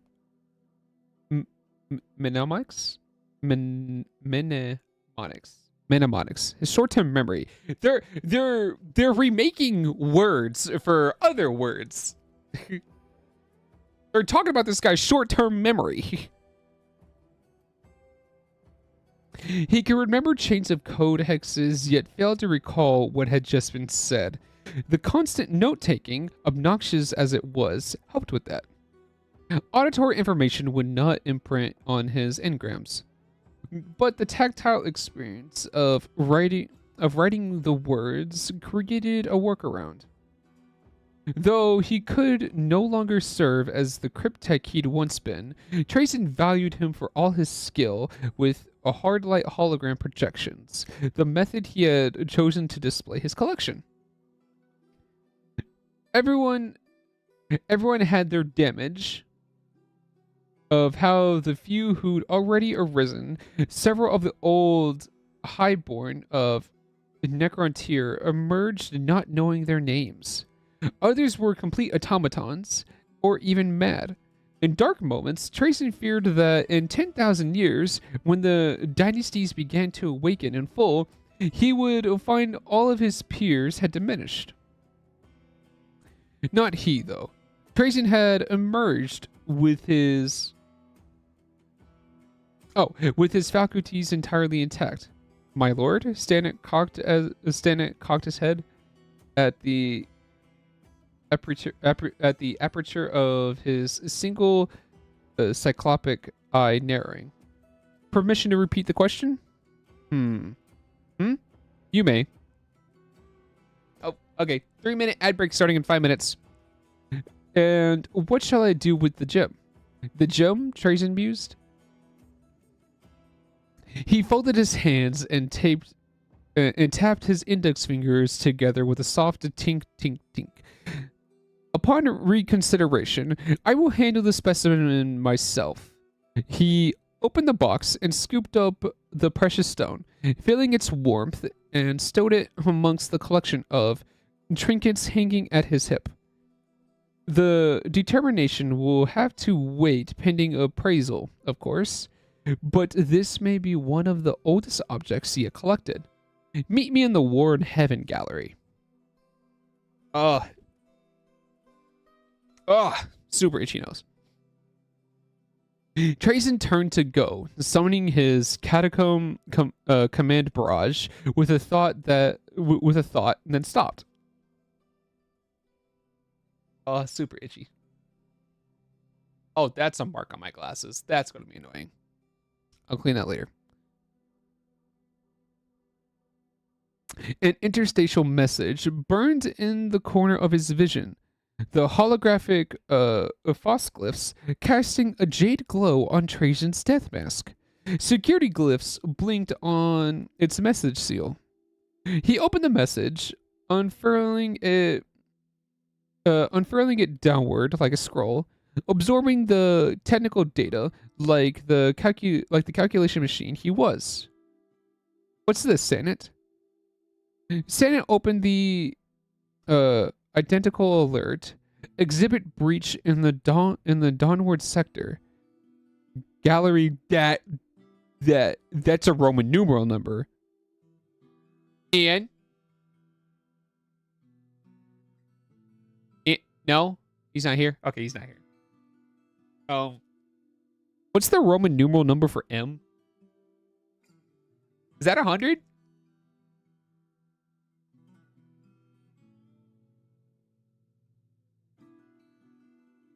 Hold on. What is the M row? What's the M Roman numeral? Oh, that's 1,000. Alrighty. So gallery 1023. Gallery 1023.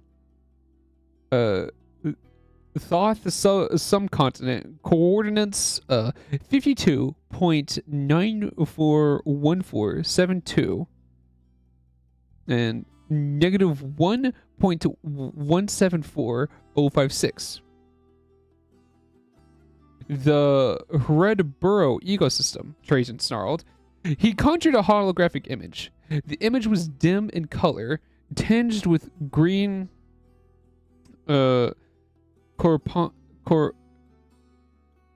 corpuscent of the chrysoprase protection? Chrysoprase protection? Or chrysophage. No, chrysoprase. Yeah, chrysoprase protection. But the visuals were crisp and comprehensible. Comprehensible. I can say that word. A barrel-shaped container of earth. A barrel-shaped container of earth, 4,000 cubits wide and 3,000 tall, floated in suspensor fields at the entire of a vast chamber. Long-limbed creatures milled about the top, struggling from holes in its surface. Trajan silenced the hologram with his fingers and split it in two. Split it in two like a cutaway cinematic.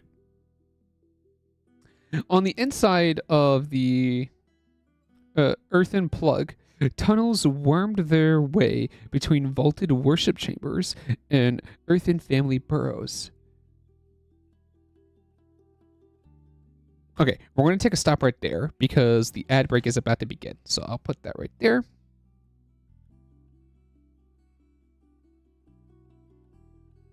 Okay, ad break is about to begin. I'll see you guys in a second. I'm going to blow my nose and whatchamacallit, clean my eyeglasses. Okay, so I'll be right back.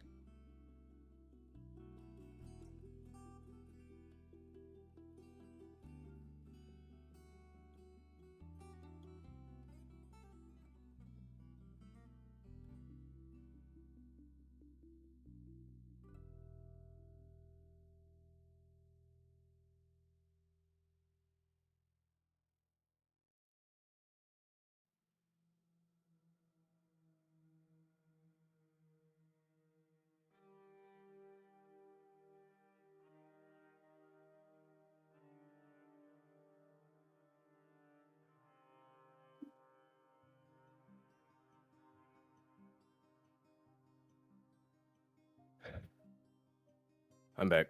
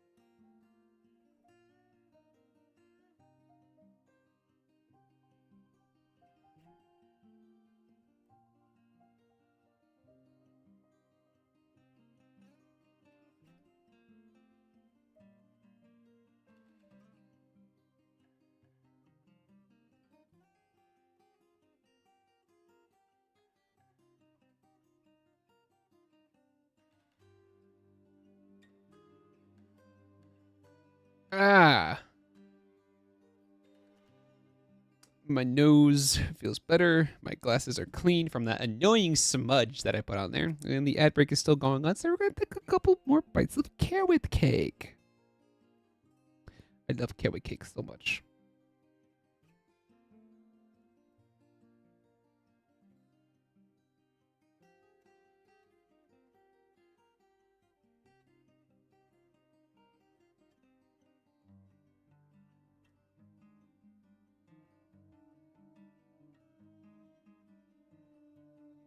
Carrot cake.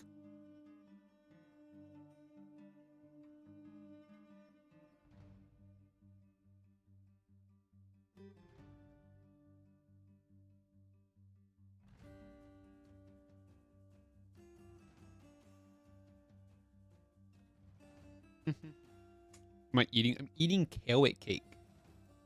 It's delicious. Eating a good old carrot cake. Did you play Elder Scrolls Oblivion by any chance today? No. I didn't get it. I don't have it yet. Jordan does. Yeah, he played it last night. I watched him.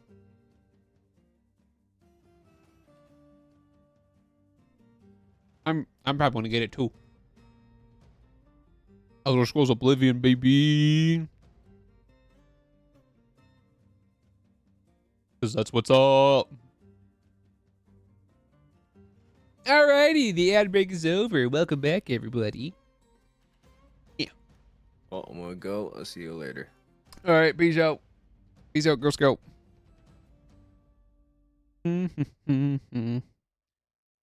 I'm going to finish up this cake because there's literally like 2 more bites left, and then we'll continue reading.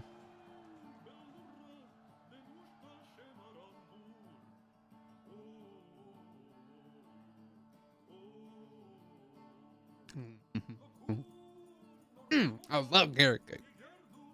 Love it so much. So good. So delicious.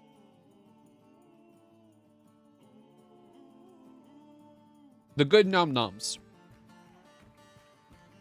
Very delicious nom noms.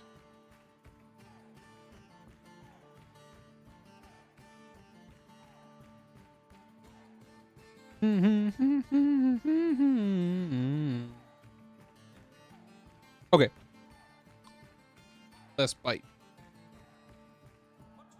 Then need a drink of water here.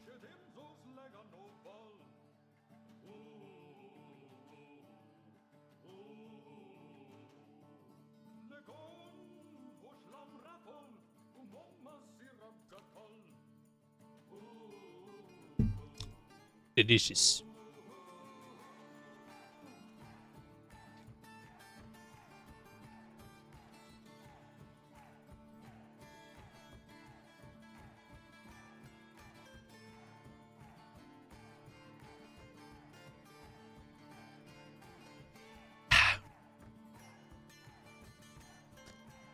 Ah.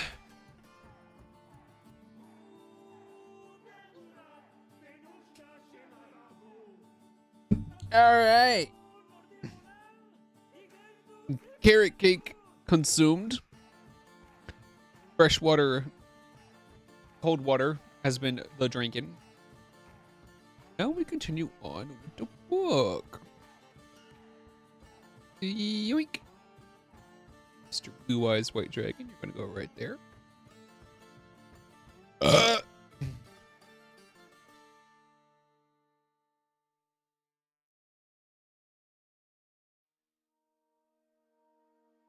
Okay.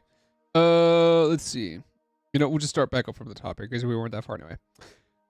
On the inside of the earthen plug, tunnels wormed their way between vaulted worship chambers and earthen family burrows.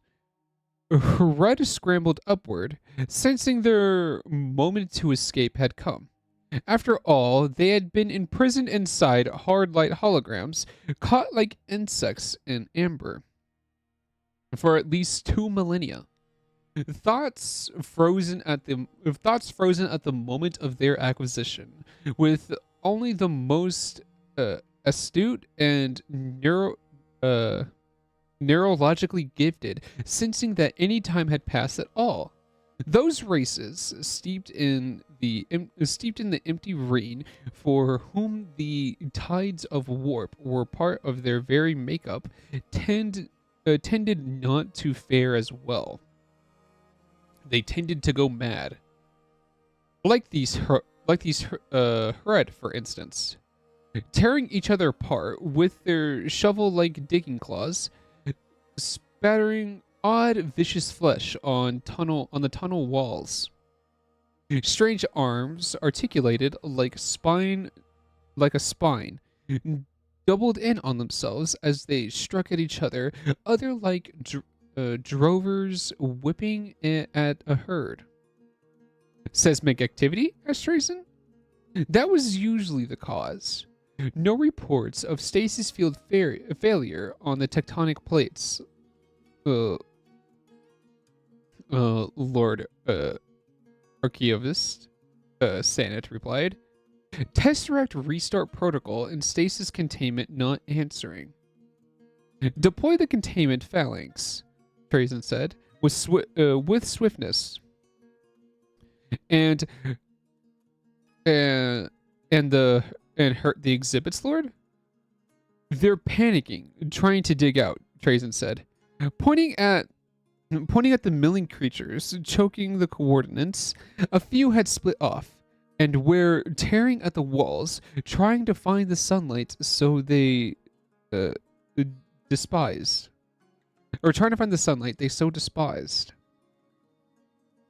Anything but the centuries of claustrophobic dark. I have at least 10,000 more Hurad in storage, but dead gods know when I'll acquire another intact burrow. Act now, and we can minimize tunnel and gallery collapses and repopulate the display. So he's basically like, oh, I got 10,000 of this one thing, but this other thing is actually very rare and hard to come by. So we gotta stop this guy, okay? Okay. This stuff can be replaced easily. This stuff, not so much.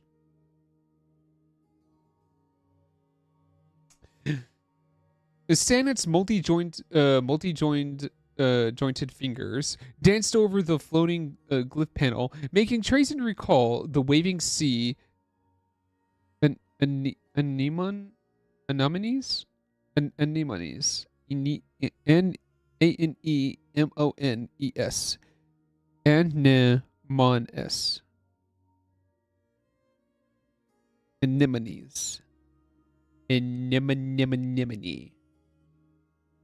Anemone of the world spirit chamber. Immortals, Lord? Indeed. Reality cracked and sizzled among the panicking herd. Green energy blossoms searing into being as the immortals translated to the display's surface. Heretta dropped, arms nodding at beating the ground and spontaneous seizure. Lesser creatures, Trazen reflected, so vulnerable to translation proximity. He made a mnemonic record. He made a mnemonic record of the thought, factoring it into his next acquisition venture. Wasteful to harm a specimen unnecessarily. The Immortals swung their double-barreled Gauss blasters up as one and picked at their first shot. Each one acquired a different target. No redundancy, no wasted effort, no need to strategize. Networked combat algorithms meant every immortal knew the other's next action. They tracked their firing solutions as they waited for the order. Execute, said Trazen, sending the impulse command even before the words left his lipless mouth. Roppy beams of energy erupted from the Gauss blasters, pulling the Hred apart from the inside out. Coiled electricity, melting their flesh-like hot breath, dissolves frost. That's a little bit of a different word there. Anyway, Viridian lightning raced from the emitter chambers of Tesla carbines, dancing through the crowded knots of alien bodies, lighting spot fires in their filthy robes where it landed through them. Before the alien screams, crescendoted?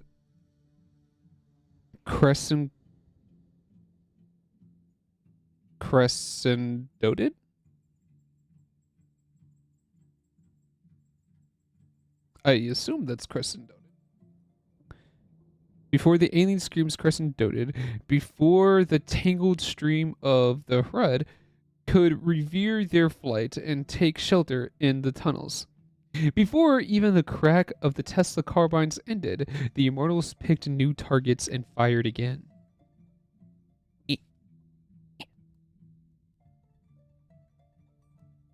Tesla cannons stay above ground. Oh, God. Excuse me. Okay. Tesla cannons stay above ground, ordered Trazen. Dial back Gauss blasters, enable beam limiters to affect flesh and blood only. Any being who is so much as scorches a bas relief in the Burrow Chapels gets remade into a mining scarab. Whoa. You will supervise personally? Inquired Sanet. Trazen had planned to, of course.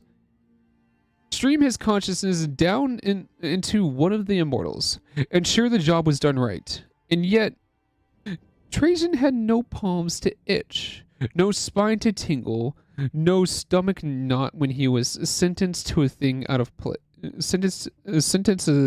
thing out of place. Yet he still possessed a subconscious. It was an irony of the Necron race that despite all their technological mastery, the works of their own minds remained mysterious. Trajan's neural systems had been wrought by the transcendent star gods, whose ways were mysterious and vicious. Trajan did not understand how it was possible, but there were still things locked away in his mind, buried, felt rather than known. Like a sense of danger, he conjured a Foscliffe panel, split it into 5 sections, and searched through the inscription code, slowing his chronosense so that he could process libraries of data in seconds. Lord, fault protocols should have caught the Tesseract failure, he said. They did, Lord Archivus, but they failed. Obviously, he sneered, pointing. The protocol should have been instantaneous, and said it took 2 microseconds. Why? Aging systems? Solomance's he caught Trayson's look and trailed off, casting his monocular downward as he searched for a euphemism that would not besmirch the Overlord's beloved gallery. Historic? And the alert systems, they were unaffected by this fault, I suppose? He looked down at his cryptech. This is sabotage, and not clumsy sabotage. Show me all the completed door activations and curatorial assets? Yeah. Lord, odd. Save the commentary for manuscript analysis, he snapped. Report. I have a gate activation in the reserve gallery space. Several. Two standard solar orbits ago.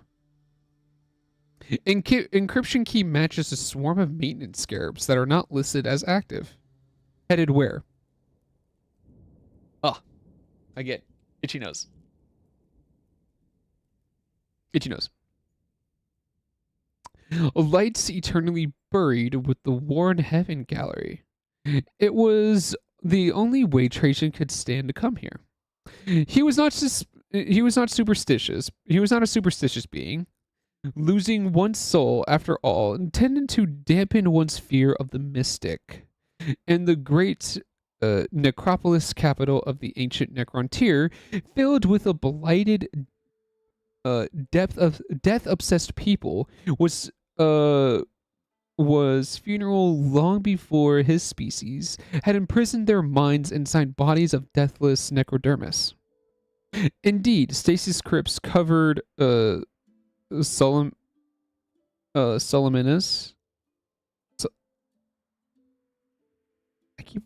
I feel like I'm still pronouncing that word wrong, but whatever.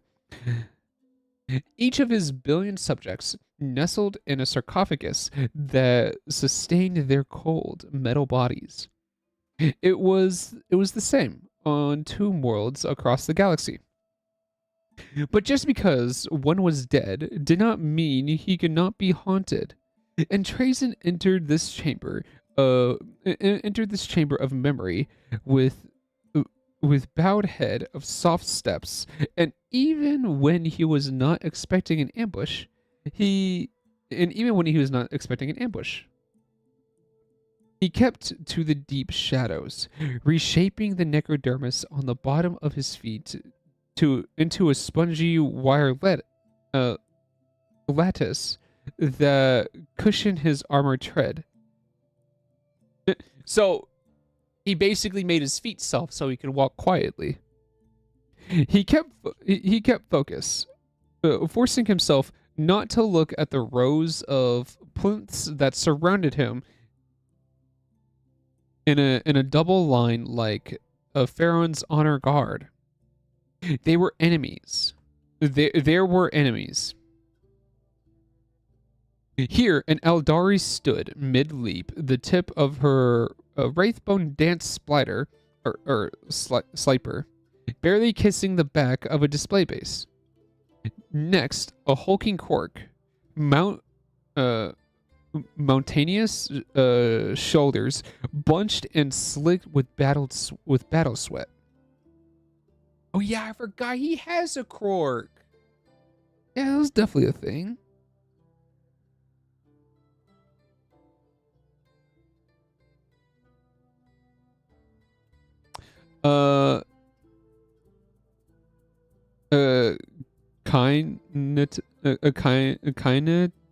Kinetite. No, Kineti. Khainete.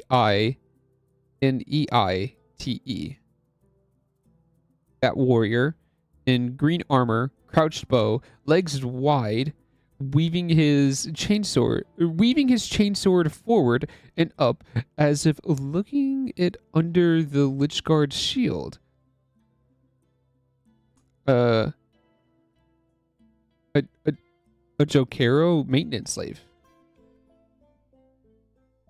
He has a maintenance slave. Good for him. And across from them, blank dummies wearing resplendent armor of the ancient necrotier, a reminder of a time when they needed armor before their bodies were living metal, the old times, 65 million years gone, the flesh times.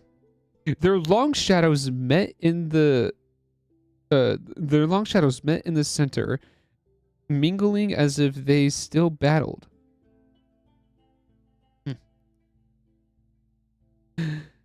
Tracy remembered the war as chief archivist. He had attended every clash that logistics allowed, recording impressions, taking samples, attending the embalming of each great pharaoh that fell to the old ones and their twisted creations. These were old mnemonics. Mnemonics, yeah. Blurry like image plate negatives cooked by heat, burned away by processes of biotransference, and had placed him in this eternal body. He could not even remember what his old body had looked like. At times, his mind reconstructed an image, or what he thought was an image, for a microsecond. The curve of long fingers gripping a stylus, dark pupils staring back from a burnished mirror. Gone. Always gone. The moment his mind's eye tried to focus on it. A self-protection protocol. What came after the flames, that was clearer. Titanic clashes, armies of metal marching with dire purpose onto the faltering lines of the reptilian old ones. The Imhotep the Stormlord, carving through the Pytheas ancient ones like the Necrontyr death god they'd discovered was all too real. Ooh, he mentioned Imhotep. I know that guy. He is the Necron's best general. The dead gods, the ones he had helped murder, mouths of fire, as they feasted on innumerable suns. And then these Eldari and Quark, being so adept at their own particular aspect of violence. One all rage and clamor, the other grace and silence. These intrusive mnemonic routines ran in the background, passing in the span of a finger snap as he stalked forward. Primary subroutines looking for evidence of the intruder. Scry filters layered over his oculars, searching for security anomalies.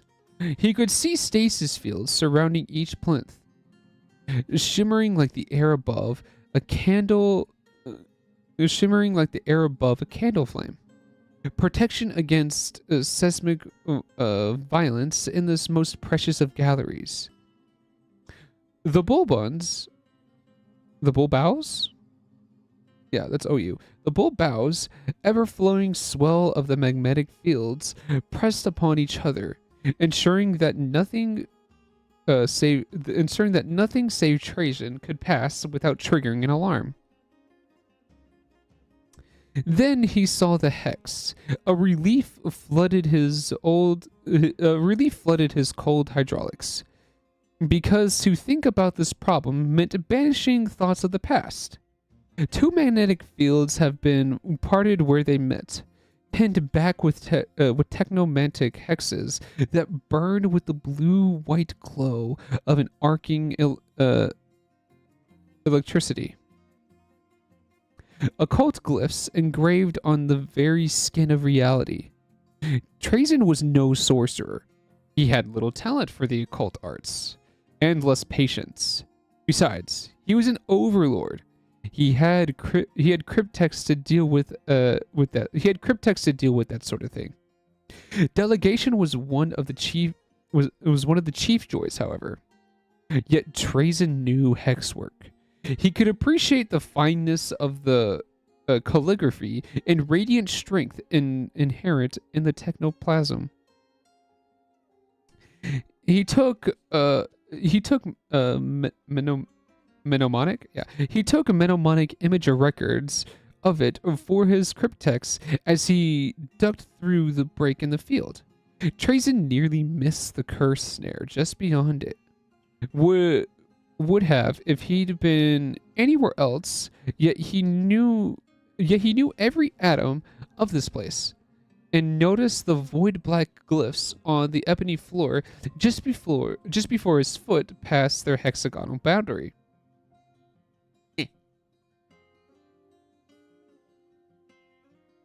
Chronomancy, he thought. He conjured his empathic obliterator and touched its glowing tips to the border. Begone, he wilted, feeling his power course into the staff. The hex snare guttered and died, snuffed out of existence as if it had never been. Okay, bye, Hoyle. You have a good one.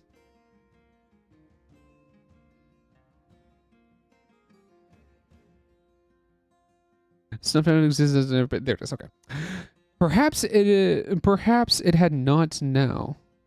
The relic imprisoned in the obliterator, able to warp reality at times, was a product of an ancient and forgotten wizardry. Wizardry that Trazen was eager to visit upon the form of Oregon. For only the diviner would be so bold. Ah, okay. So he figured out it was Oregon. Yeah. Trazen found the astromancer where he least expected him.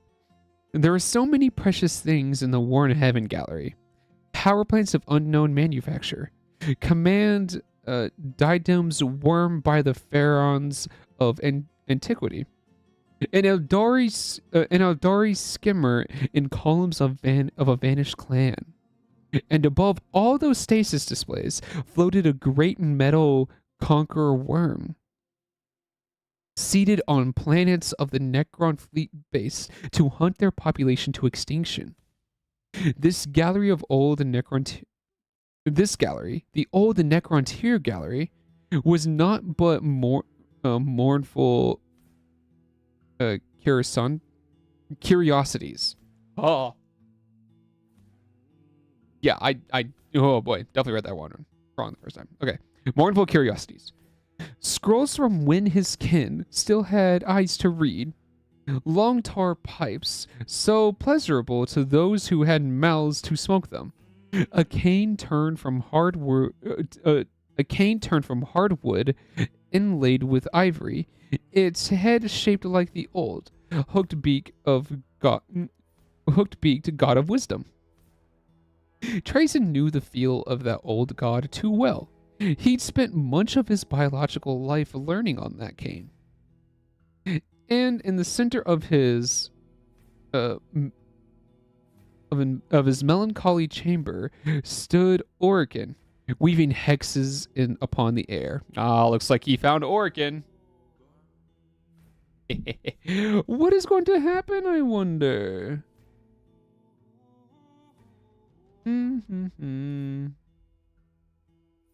Okay, so at the very least, I'd like to try to get to page 50. We're on 43 right now, so I feel like we can actually get there before we have to end stream. And you know what? Being able to get through 50 pages at a time doesn't seem bad. So yeah, we're definitely making good progress on this book. It's pretty lit so far. I'm not gonna lie. I'm quite enjoying this. Trazen is no fool, Orkin thought. Or at least he was not a complete fool.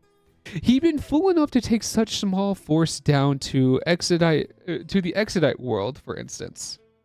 A force that was so easily besieged once Orkin warned the primitives he was coming. Oh, Orkin was like, hey, yo, some guy's gonna steal your crap.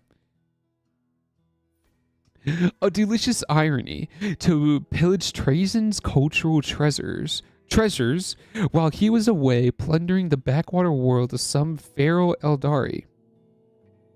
But that foolishness was recent compared to what Orkin saw around him. For it had been Trajan's crowning folly to build this place, devoting his boundless, undying energies to a museum few of their blank-eyed kin could appreciate. Itchy nose. Itchy nose.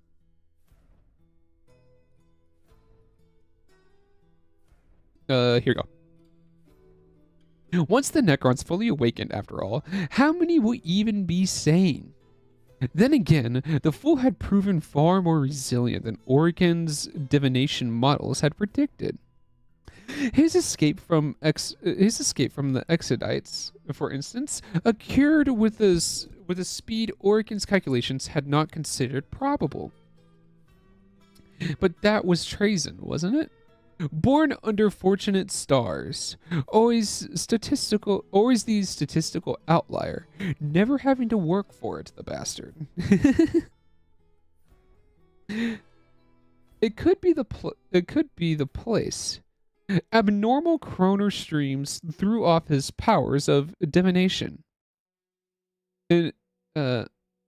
Intrusions from the immaterium snarled the calculations.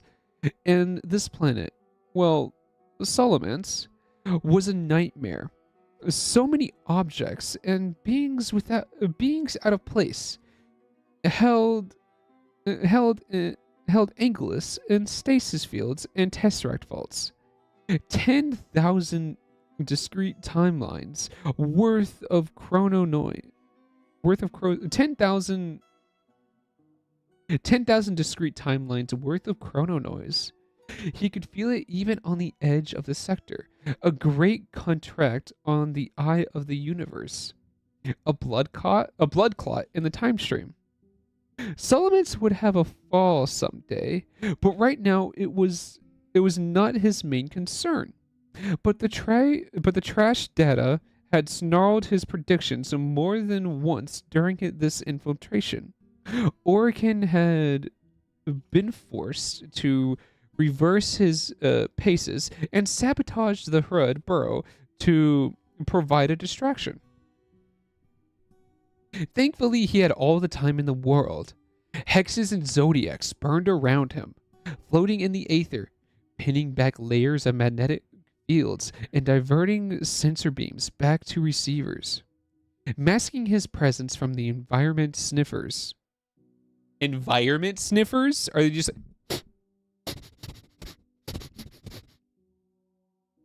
I smell intruder. Environment sniffers.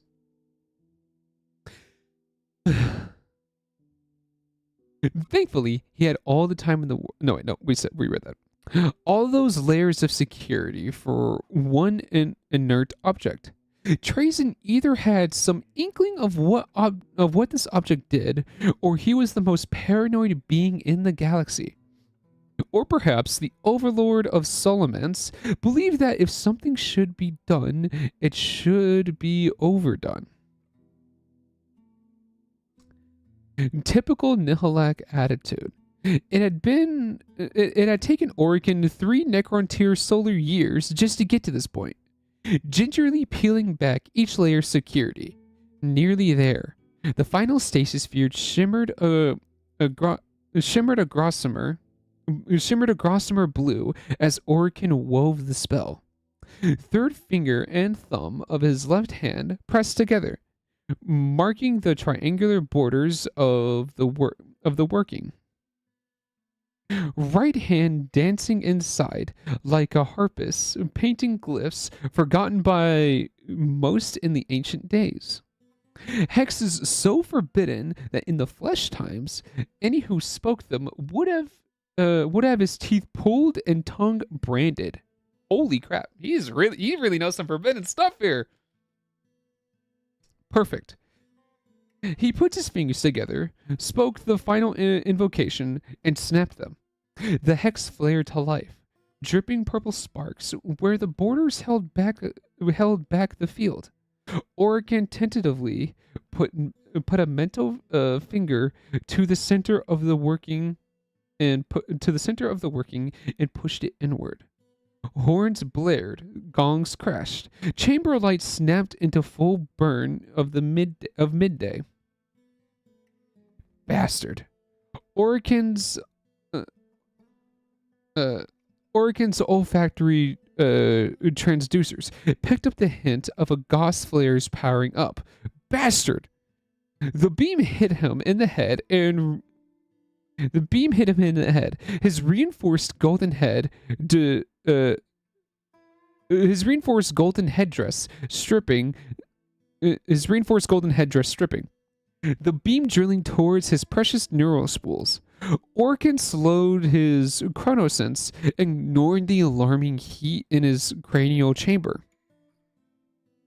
The way he could feel his mnemonic banks beginning to smoke, the beam drilled, slowed, stopped. Pain, or what pain Orkin felt out of usefulness, paused between throbs. The shower of sparks from his field, cutting the shower of sparks from his field cutting hexabrilled and shut off. A frozen waterfall of electricity. Orkin completed the mental ritual, though the words. Orkin completed the mental ritual, thought the words, and ran the chants through the verbal emitter in his wickering tail to ensure the incantation was not altered by the extreme heat of engulfing his skull. The beam withdrew, his cranium rebuilding itself. Sparks flowed upwards into the border of the hex. Horns of war gongs sounded in reverse, their long reverberations building to the crescendo of the first strike or blow. Hard lights shut off. His hands, independent of him, wove backward, unmaking the spell, and he saw it.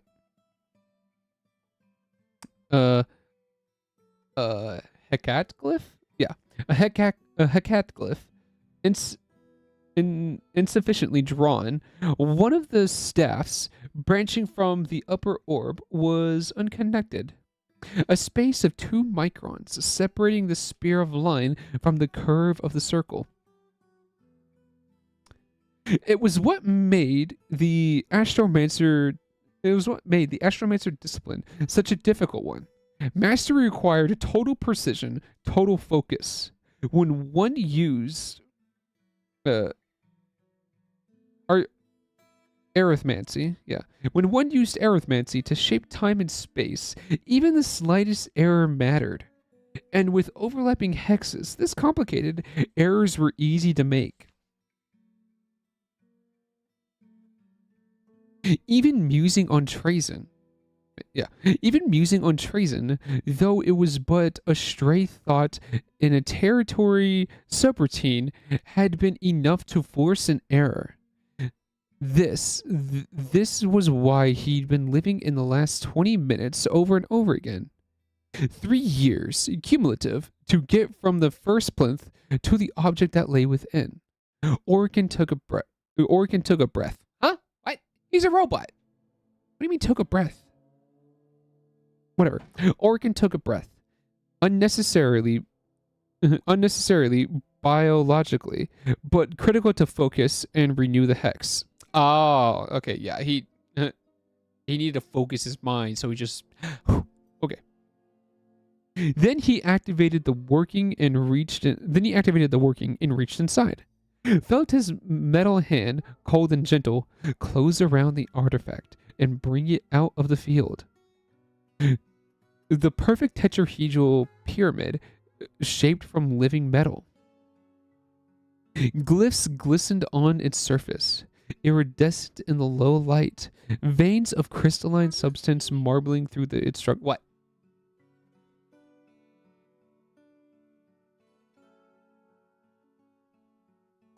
Felt his metal. It's not. Felt his metal hand, cold and gentle, closed around the artifact and bring it out of the field. A perfect tetrahedral pyramid shaped from living metal. Glyphs glistened on its surface, iridescent in the low light, veins of crystalline substance marbling through its structure. Ew. Go away, bot. And get out of here. No one likes you.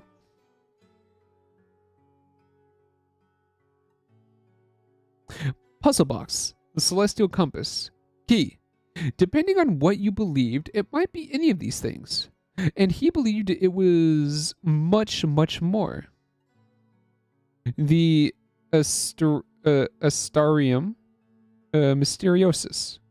The Astarium Mysteriosus, breathed Orkin. Interesting, replied Trazen. I had wondered what that was. Archaeavis. Orkin paired the greeting with a polite bow. It achieved the proper depth of angle for a greeting of equal colleagues, but remained just shallow enough to communicate contempt. Astromancer, said Trazen, returning the bow with a nod. The proper gesture for an overlord greeting guests on his own world, serving as both a welcome and a warning. It was consequently identical to the dueling bow. Had you announced your arrival, I would have arranged an honor guard. A figure of your reputation should not be wandering here alone. A kind and proper, my colleague. A kind and proper. Or it can move sideways, insectile. But I do not trouble you, especially since, for a planetary overlord, you're often away from Solomons. Hello. Hello, first-time chatter. They were circling each other now. Pretense dissolving. Oh, hey, thanks for the follow. Why is that muted? It shouldn't be muted. Okay, but thank you for the follow. They'd long been rivals back to the flesh times, and Trazen had frequently imagined what it would be like to land a blow on the diviner. But Orkin's movements unnerved him. The curse of biotransference had made parodies of them all, but none more extreme than he and Orkin. While Trazen had been remade into a hunched, hooded thing, a scholar eternally at his work, Orkin's slight frame had twisted to reflect the soul within. He was all things quick and venomous. His face and headdress recalled a hooded serpent.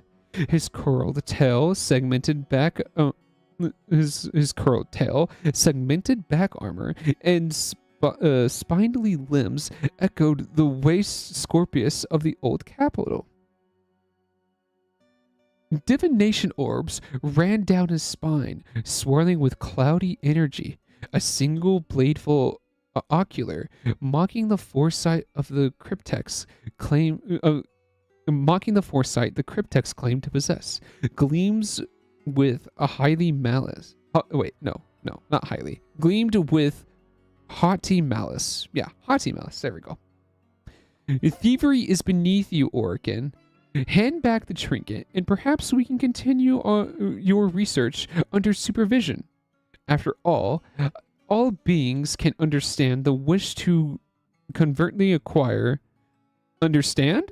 Orkin snapped. To understand is not in you, Trazen. You are a bird building a nest with shiny things, a child with a rock collection. You want things simply to have them. Their true meaning, their use, is lost to you. Hurtful, chimed in Trazen. He dipped his obliterator so that it pointed at the device in the Orkin's hand. Even if true, I see no reason why that allows you to steal my things. You stole it first from the Amunos dynasty. Whoa.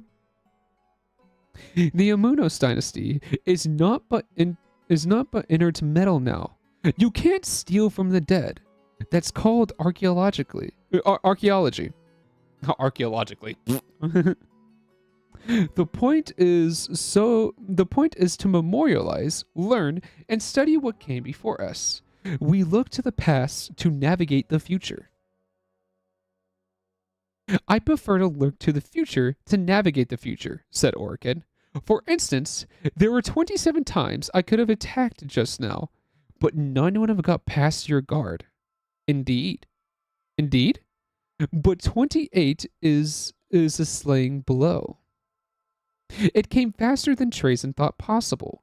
He slowed his chronosense, but it did no good. Orkin leapt to his left and conjured his star-headed staff. In Trazen's enhanced oculars, the jagged supernova head of the weapon blurred, a chrono field boiling around it. He was speeding himself up, his weapons up, creating a pocket of reality where time moved faster than the jagged sun cut right past his obliterator and sheared through his upper left arm with a shriek of parting metal and a gush of sparks. It buried itself in his upper ribcage and kept cutting. Trazen left it lodged in his central reactor. Of a flash, battery acids and reactor fluid spouted in the air, flecks dotting Orikin's leering death, mass where they sizzled like oil on an engine. Trazen went down on one knee. Thus ended Trazen, called Infinite, mocked Orikin, twisting his staff deeper. Lord of Solomons, keeper of trinkets, peerless in arrogance, Lord of Forgotten. And then he stopped, because the face before him was not Trazen, but a mere Lichguard. The Obliterator swung from behind him, catching the Diviner on his segmented backplates as he twisted to evade. It connected with a flash of searing light, a brightness so pure it overwhelmed Trazen's oculars. Refracting and scattering in the lenses, so the world disappeared for a moment, then snapped back, painted in prismatic rainbow hues. The blow took Orkin off his feet and sent him crashing. The blow took Orkin off his feet and sent him crashing into the display case, shooting out one of the stasis field and denting the plinth with his shoulder plate. Ceramic ritual urns atop the plinth, their cracks painstakingly hardened with period correct resin, rocked and steadied. Trazen picked up the fallen puzzle box. I like to keep a spare body in this gallery, he chuckled. So much faster to stream my consciousness into it than come by barrage or Varge. Translocation can destabilize the stasis fields, you know. Orkin tried to rise, legs twitching, sparks crackled from his broken spine. So my valued colleague, Trazen said, let's have a short symposium, shall we? You refer to this as the Astarium Mysteriosus, but surely you don't believe in the real thing. Most likely a copy. A curiosity meant to represent the object of legend, yes?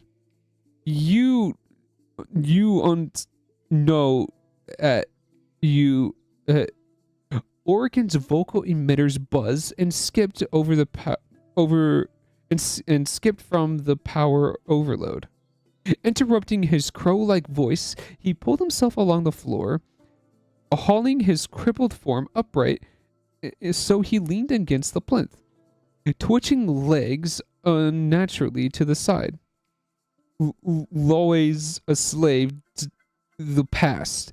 Even if you knew what it was, you wouldn't possess the vision to see it. Trazen opened his palm and casted a stasis field, pinning the diviner in a place from the second vertebrae down. A slave to the past, a lack of vision. Perhaps, my dear astromancer, perhaps.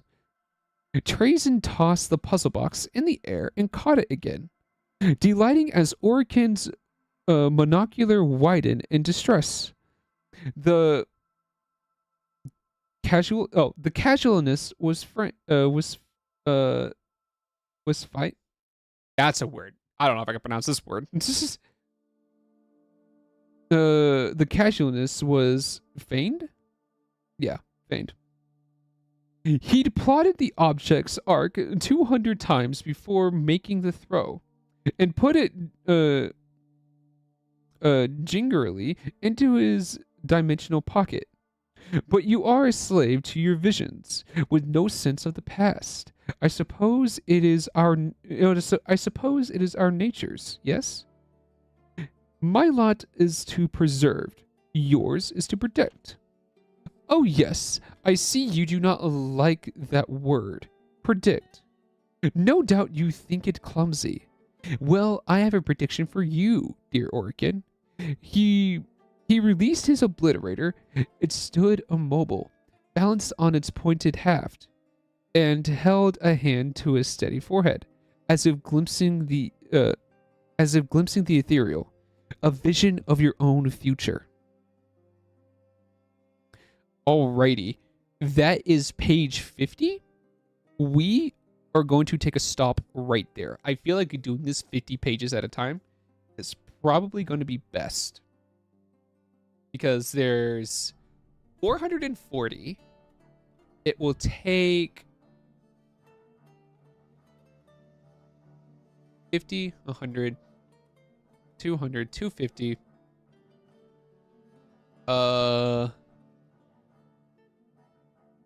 300, 350, 400, 40.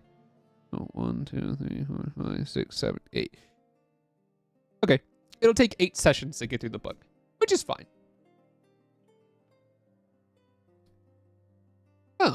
But I will admit that the book, as of right now, is interesting. I don't think we're still at the beginning, right? We were introduced to Trazen. He was out stealing a thing that already knew of his coming, which we now figured out was because of Oricon's doing. But it is actually really solidified the fact that Trazen is a collector. He is out here trying to collect things for his museum.